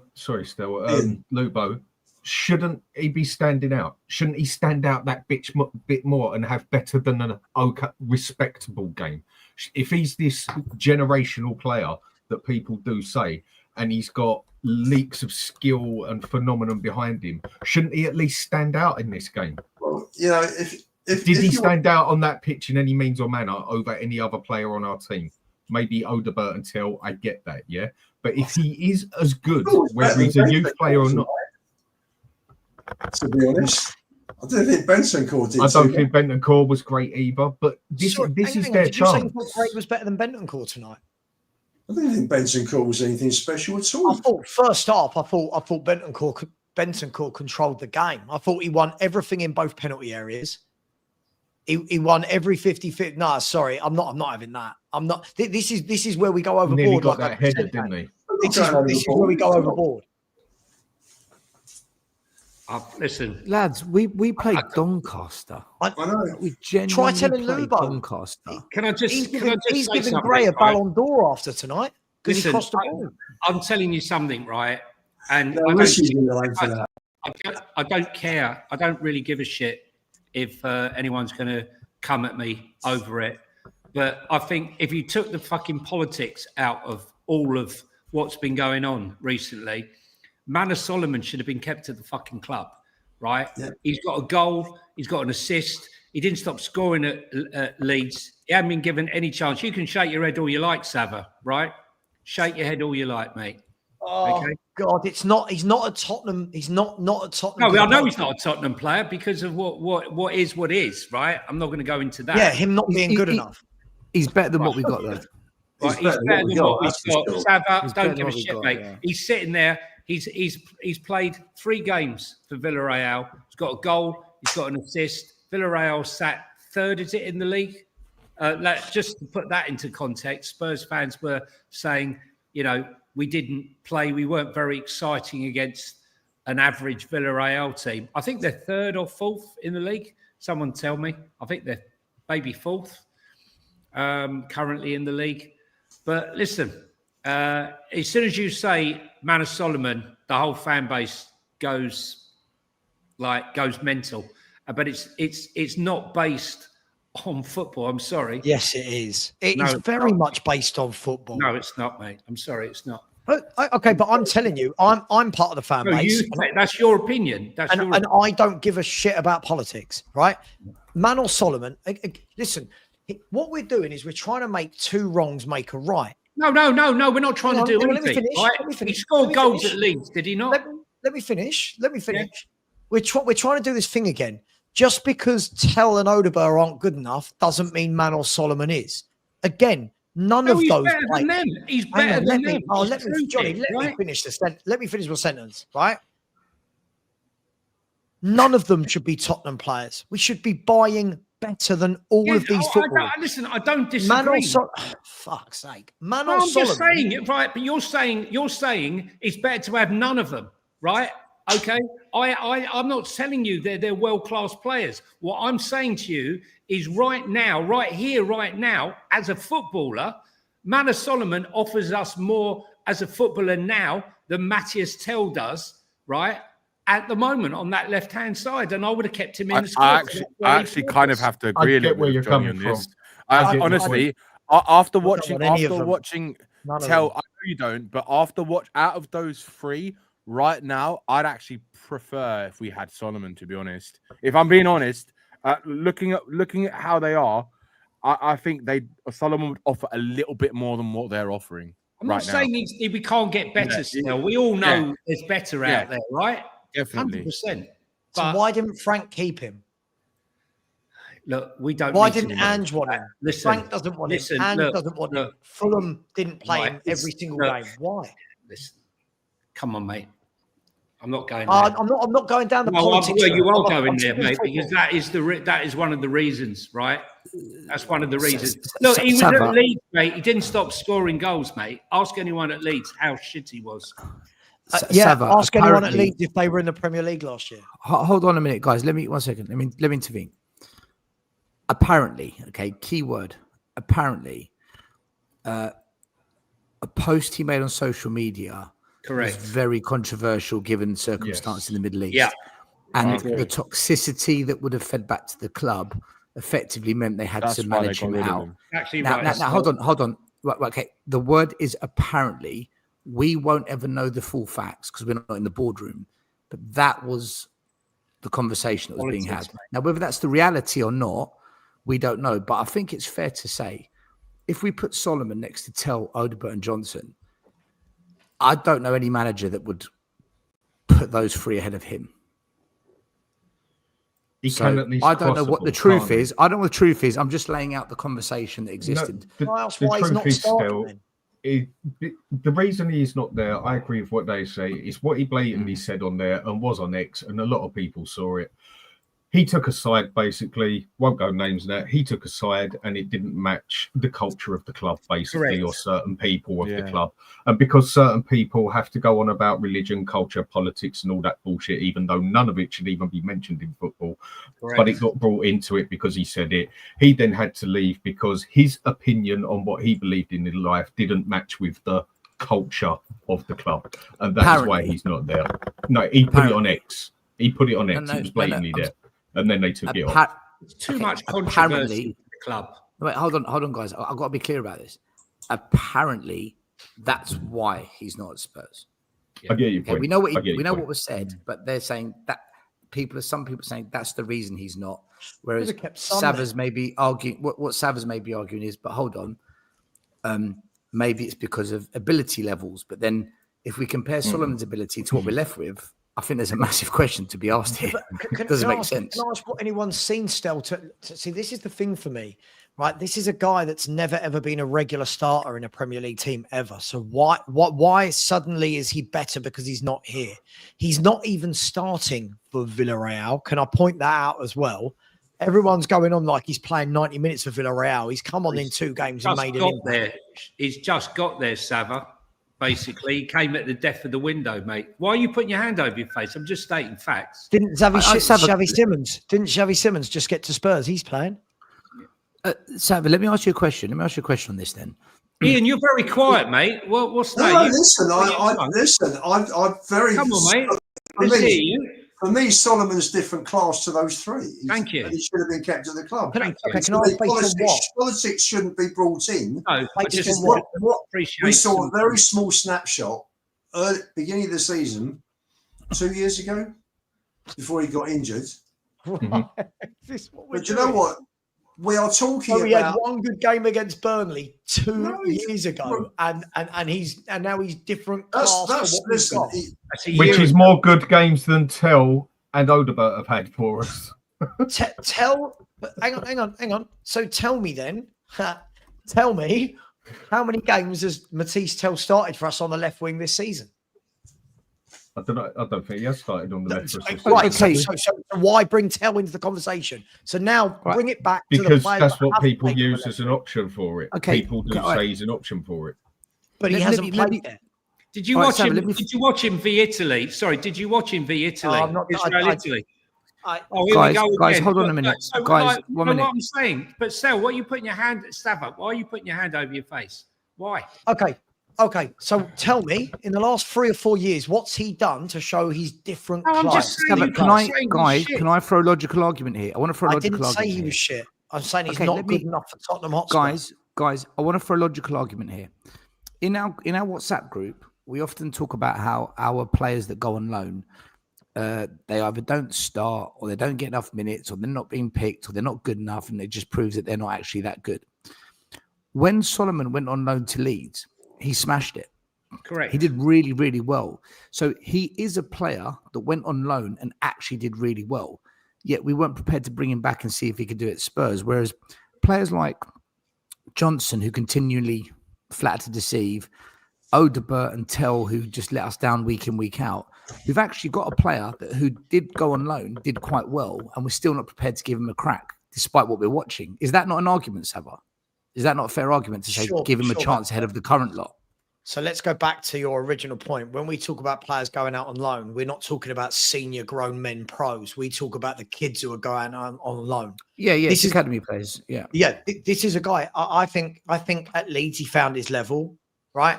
At Leeds he found his level. Now he might have an outstanding season for Villarreal, and I might turn around and go, "Cool, he's changed my mind." But for that to happen, still, the thing is, these guys waxing lyrical about him. I'm not waxing lyrical. Hang on. Oh my gosh. Guys, let's have a finish. This is what I mean. Let's have a finish. Words in my mouth. I never wax lyrical. I'm saying he's better than what we have. Right? That ain't guys lyrical, is it? Oh, okay. Excuse me, guys. Let me host, please. Just this once. Right. Let's have a finish and let's not take everything we all say literally. Right. So if someone says a word, just God, waxing lyrical. I'm not waxing lyrical. You knew what I bloody well meant. Jesus Christ. Right. Sava, finish your point. And then Johnny, you can reply to it. I don't hate Solomon. Right. But for Solomon, for 4 years, has not been a regular at any team in the Premier League. So the sample size that these are going off is the Championship, right? I'm not sorry for wanting better standards than all of them, by the way, right? I'm not sorry for that in any way, shape, or form. I don't want any of these footballers at my football club. Just because Tell and Odegaard aren't good enough, just because Johnson isn't good enough in that position, doesn't mean I want Manor Solomon there. So should Manor Solomon have, I think we're conflating two arguments still. Should Manor Solomon be at this football club? No, right? I will go back to what I said 2 weeks ago when you all shot me down. This goes back down to when everyone's going on about superb window. You can't do everything in one window. We did not do what we needed. I don't care about Solomon. I don't care about Tell. I don't care about Odegaard. I don't care about Johnson. Buy what you need. Manor Solomon is being, Stel, we do this all the time. When a player isn't here, we elevate their levels of ability based on who we've currently got that isn't doing well. I.e., look how Solanke is being elevated right now because the strikers are playing crap, even though Solanke wasn't very good. This is what we do. Manor Solomon, for me, has never done it at any club consistently. And Lubo's answer was, we saw a good game against Burnley 2 years ago. I mean, what are we doing here? No, Are we don't. Tottenham or are we Burnley? Who are we? But What the are we problem doing? is, Sava, Right, the problem is, I'm totally with you. I don't want any of them. But like it or lump it, the fact, when it comes down to it, is they're here. The fact is that we have to pick between one of them. They shouldn't. None of them should be here. But the fact is they're there. And I personally think, opinion call it, that Solomon is better than the crap we've got. Do I want any of them? No. But I think Solomon would do a better job on the left than Tell or Odegaard. None of them are good enough for what we aspire to be. We shouldn't have none of them. We shouldn't have none of them. That's what I'm waiting for someone to give me what this is based on. Are we basing this on Solomon United? can cross a ball. I've seen Solomon can cross a ball, which is something Odegaard and he can beat a man. He can beat a man. So we're basing this on Leeds United. This is what we're just so I'm clear. We're basing this on Leeds. The guy's led the line at Shakhtar Donetsk. He's led the line. He's played in Champions League, mate. He's got Champions League experience. Okay, he's got European experience. He plays internationals for Israel, right, against top teams. If you saw the game against Italy, which was a bit of a mental game, he had an outstanding game. What I'm saying to you is our aspirations. Look, we've had this conversation about what we should have done on the left-hand side, whether it had been Solomon or Lookman or Savinia. You know, both of those players would have been better. No two ways about it, right? No two ways about it. But we didn't get them, right? We both know that. All we're saying is what we've got on the left-hand side right now is piss poor. And he would have been better than those two, in my opinion. Do you know one thing I will say about Solomon? The only thing I will say about him is that when I look at the amount of minutes Johnson, Tell and Odegaard have been given, Solomon hasn't nowhere near been given a similar fair crack at the whip at Spurs.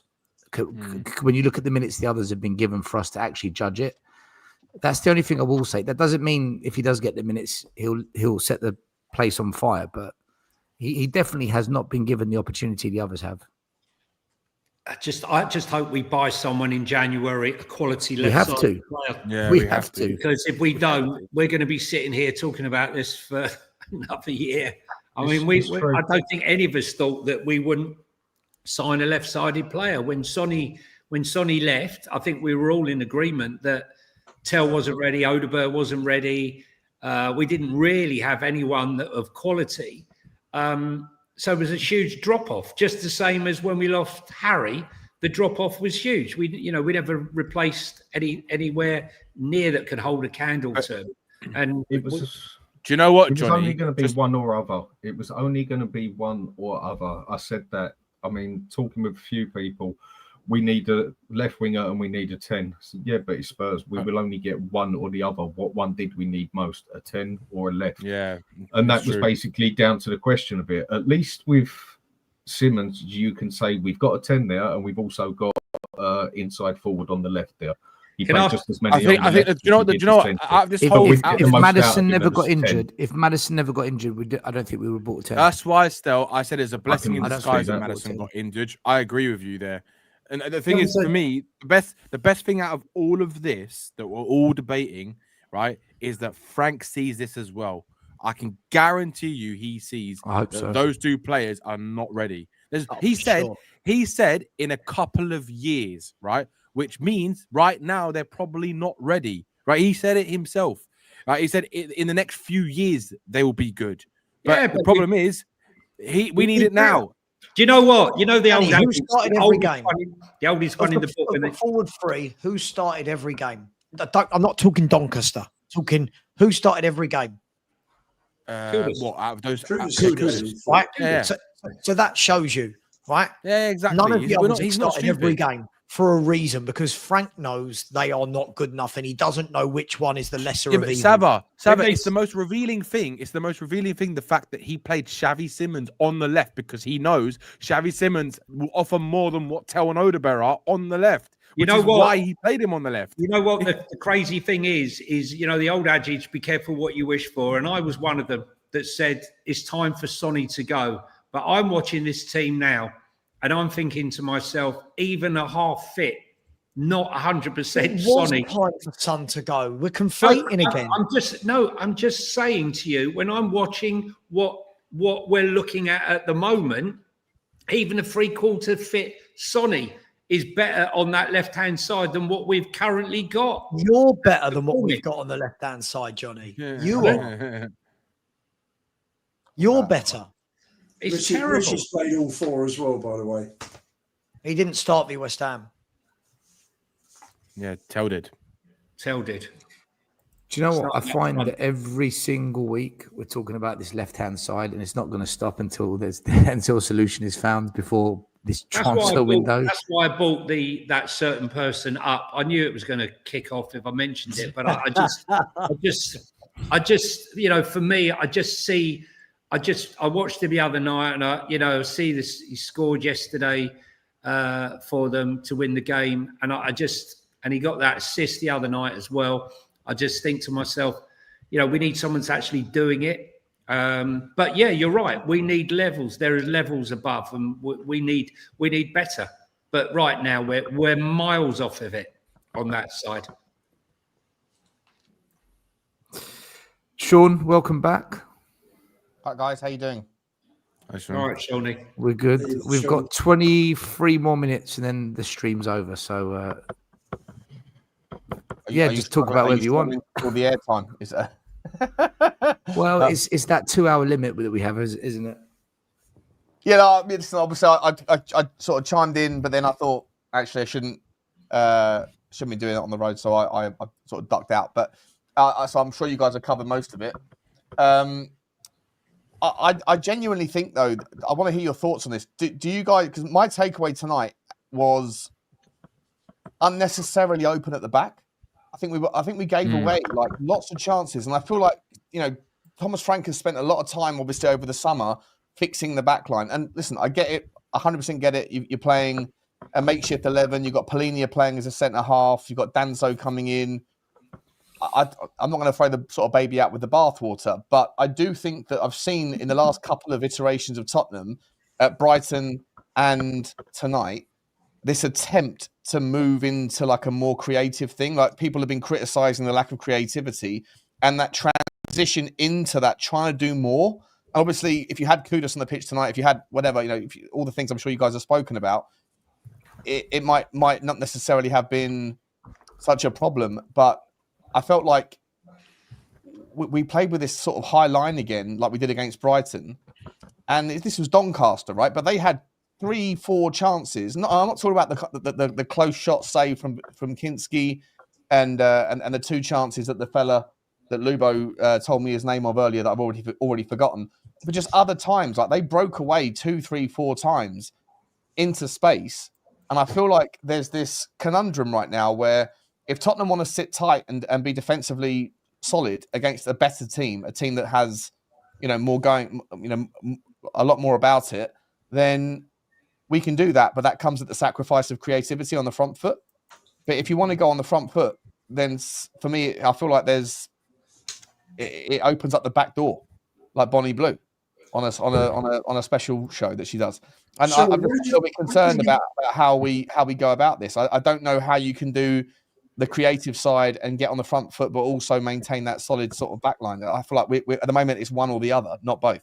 Sean, just touching on Doncaster quickly, what did you think of Ajayi tonight?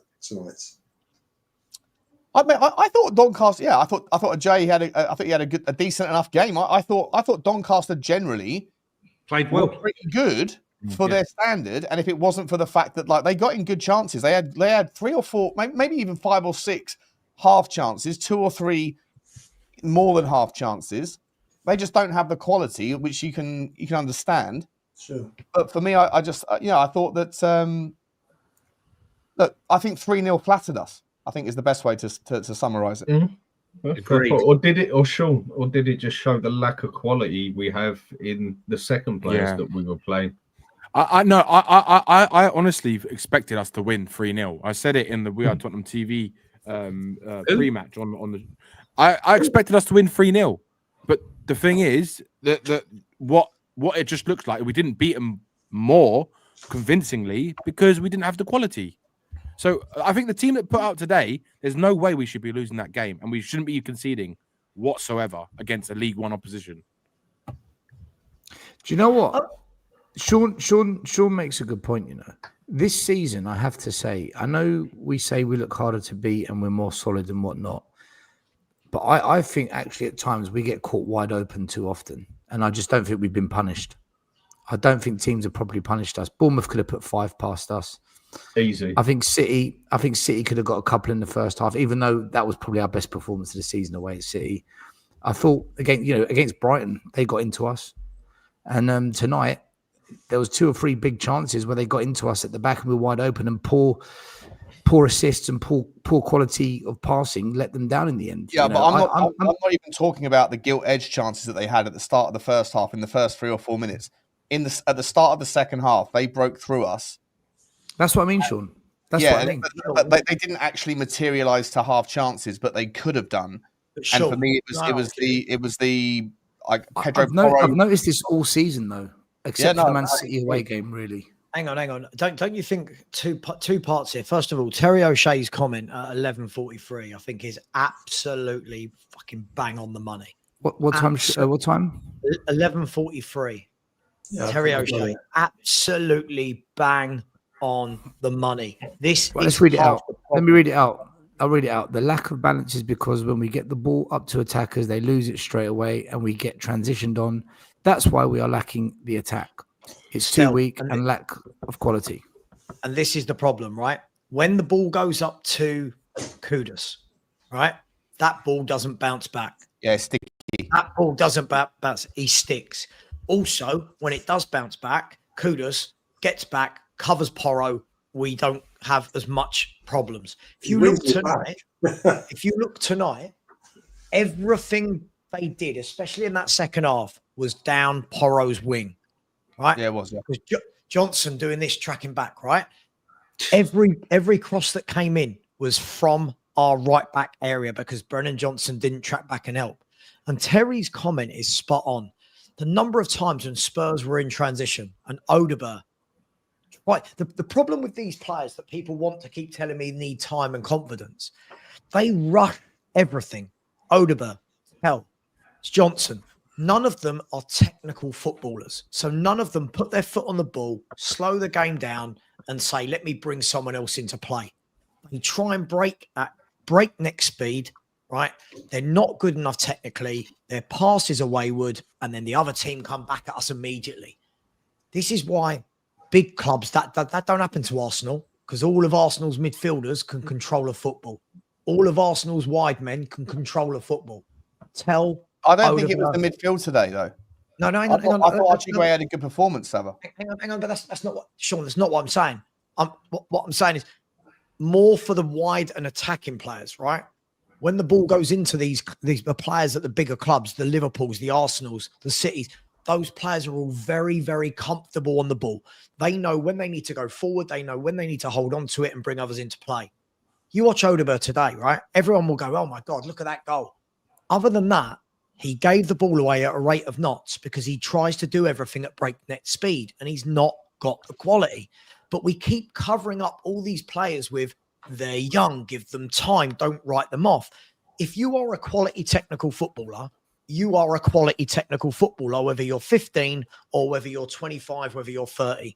These players are not good enough. So this whole thing is going to happen all season until we buy a ball-playing midfielder that keeps the game ticking over, a left-sided winger that can hold on to the ball like Mohamed Kudus, and a striker who can hold the ball up and bring people into play.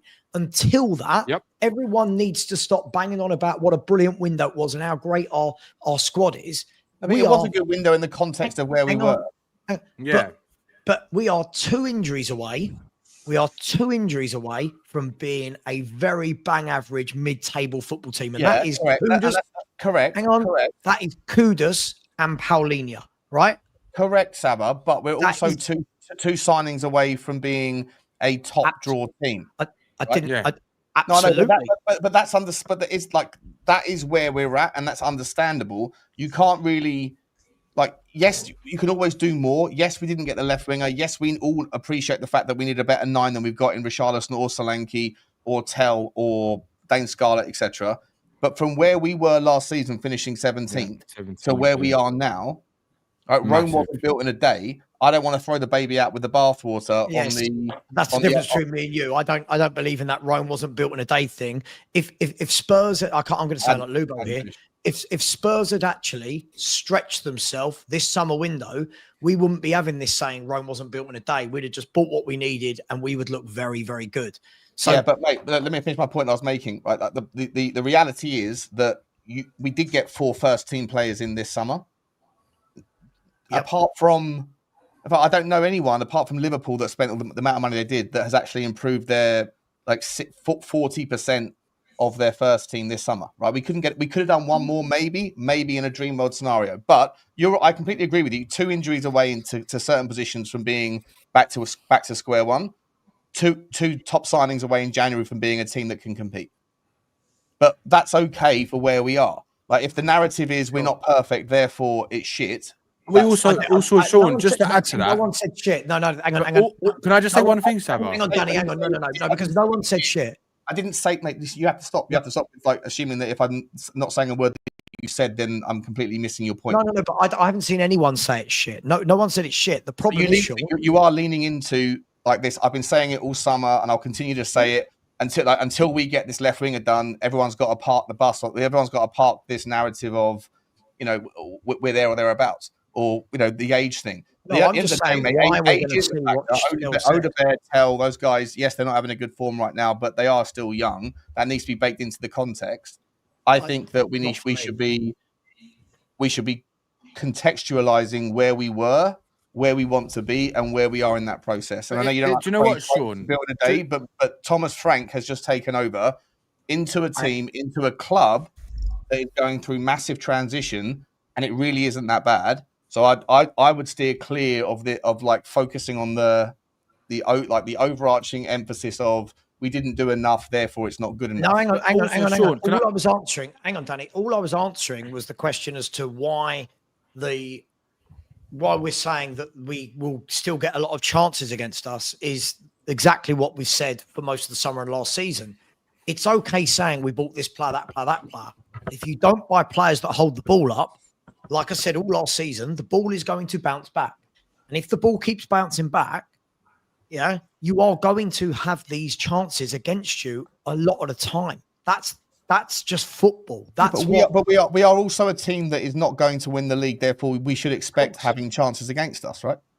I mean, everyone has chances against us. I'm literally going by the point that you made and Stell made as to this whole thing of if we want to go forward, we're wider open at the back and we have chances against us. We do, because the ball bounces back at us at a million knots. That's nothing to do with Tell and Odegaard being young, because this excuse of them being young has to stop at some stage. This is them, because being young doesn't mean you can't have a good touch and hold up the ball.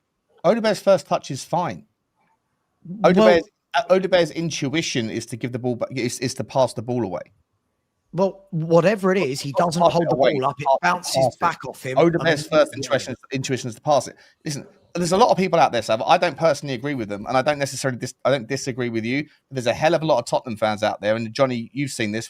I speak to on Football Link with this about you, with you about this.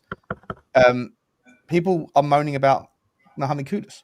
In fact, it was you, Sava, that put it up in a comment, right, on the WhatsApp group. People moan about how selfish he is. And there's an element to it there's an element to that. There's an element to that, right? So if you have people when he's selfish, the ball isn't bouncing back. Yeah, you know what? The ball isn't bouncing back. He's holding on to it. Make the right decision. He doesn't always make the right decision. There's a balance, right? Like you want to, like the performance from Destiny Udogie against Brighton was in no small part as a consequence of Wilson Odebear's willingness to connect the dots with him. If you had Kudus and Udogie on the same side of the pitch that day, there's no chance that Udogie plays as well, because every time Udogie played the ball up, if he played it to Kudus in that random scenario, Kudus doesn't give it back. Pedro Porro understands that, so Pedro Porro gives the ball to Kudus. Kudus does what he wants to do with it. If he does pass it back, then Pedro Porro can then whip the ball in from deep. For what it's worth, I don't think people are giving Pedro Porro the credit, because Pedro Porro, it doesn't seem to matter who is in front of Pedro Porro. He seems to find that wavelength and that chemistry with whoever's in front of him, because he's that technical. He can thread the pass to Brennan Johnson. He can thread the pass to Archie Gray, who was drifting right tonight. And I just think that there's a part of the sort of context here that we're not baking in, that if you're not doing what Mohamed Kudus doesn't mean that you're necessarily a poor winger.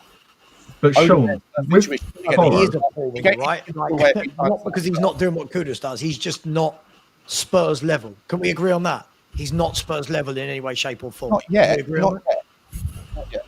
Right, not yet. So he shouldn't be in our first team. Can we agree on that? Well, so who would you rather have on the left-hand side instead of him? I'm not going to go through that again. I don't think any of these boys should be. This has been my point the whole time. None of these boys at our Spurs level shouldn't have been bought. Shouldn't be in the first team.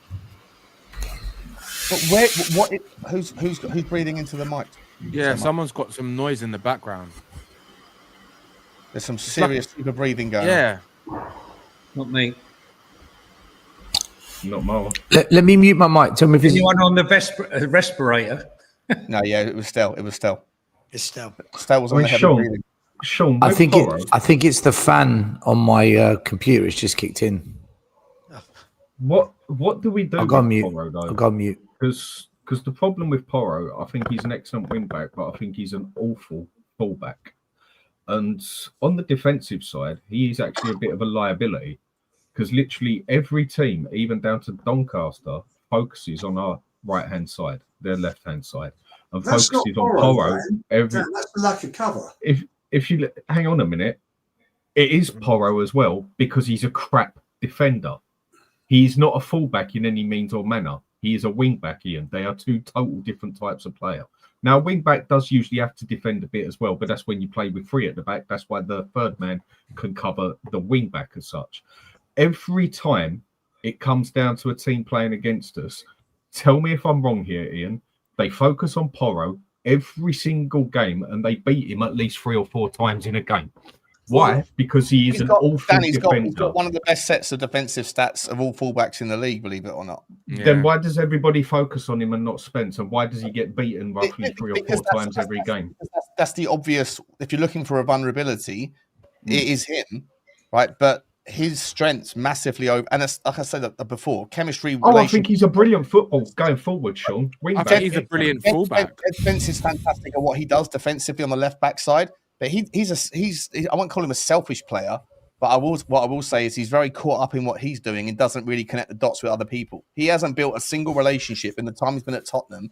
There's not a single player that plays in front of him on the right or the left that you could point to as saying those two have chemistry. Pedro Porro, the point I was making a minute ago, doesn't matter who plays in front of him. He has an ability with his technical passing to be able to connect the dots very, very well.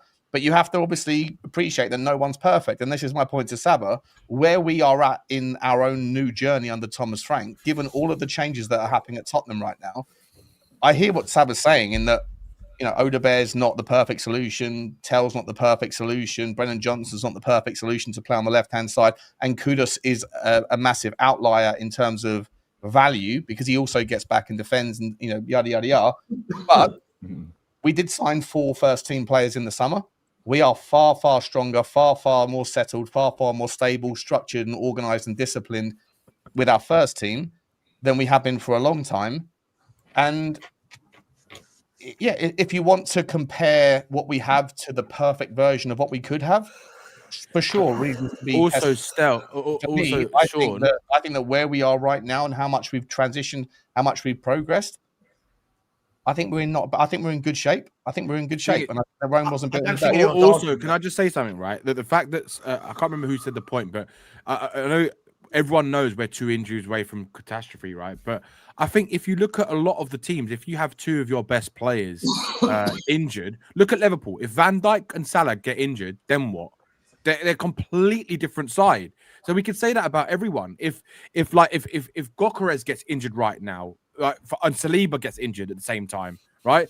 They're absolutely screwed. They're 2 best players. So it's like, I know they've got better quality. 3 years in a row with those players getting injured. So how? No, but Saliba wasn't injured last season, was he? He was injured the season before. They finished second. He was hardly injured. Yeah, but you're actually derailed them. That's what they were going to win the league. Saliba got injured. Until Saliba got injured. That's what I'm saying. I'm saying my point is that when your best players get injured, like our best player is Kudus, if Kudus gets injured, of course we're going to drop off because right now we do not have the quality to go and get. But we don't have enough quality in the squad. Like right now, Arsenal probably got the deepest squad in the league because they went and added more depth and some first-team players to their squad. Danny's 100% right. And the point of it is, and I keep banging on about it, I start record and I go on about it all the time.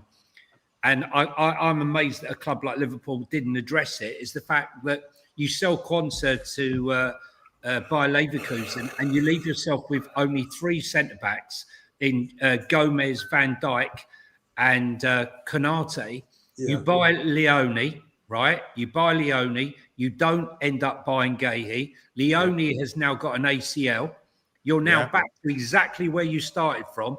You cannot go into all these league games now and the Champions League and everything else with just Virgil van Dijk, Joe Gomez and Konate.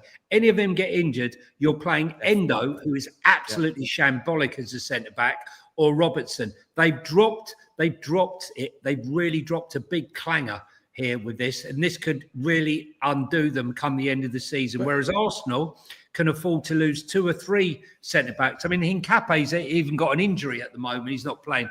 Well, Johnny, look what happened to Man City last season when they had Haaland and Rodri out. Rodri is like a Ballon d'Or winner. Hang on. Man City's wasn't 2 players out, was it? Man City was the whole mess. The whole club was a mess. I know, but what I'm saying, Sav, that when you could see the level of their performances dropped when their best player, arguably the best. Danny, I understand, but the level their drop off to ours is not. No, that's the difference. They can still bring in people that aren't as good but play well. We can't. I get that, Sav, but I agree with what Sean is saying relative to where we were and where we are. We're not Man City right now. We can't go and spend 50 million, 30 million, 40 million on quality squad players because we have never done that before, right? But Danny, I'm not saying that. I asked us to get the first 11 sorted. That's what I asked for. I know, but the thing is, it's probably been our best window we've ever seen under this ownership. Let's be honest, right? Let's be honest. And Danny, on that note, all right, Danny, on that note, we have to wrap it up because we've got about 45 seconds before this 2-hour time limit comes to an end. So just a couple of super chats we haven't done yet. A user says, miss you, Levy. Love you loads. My guy. That's Sean's burner, not mine. Sean's burner account. And Phil Coys with a super sticker. Thank you very much, Phil Coys, for your super sticker. Cheers. Big up to the panel. Big up to every single one of you in the chat tonight. Make sure to like, subscribe, hit the notification bell. We will be back, I think, on Monday. There won't be a show tomorrow, which is why we've gone live tonight. But we'll be back on Monday. Come and check us out. And until then, Have a good weekend. Up the Spurs. Hopefully we beat Wolves and we will discuss. Peace. Bye.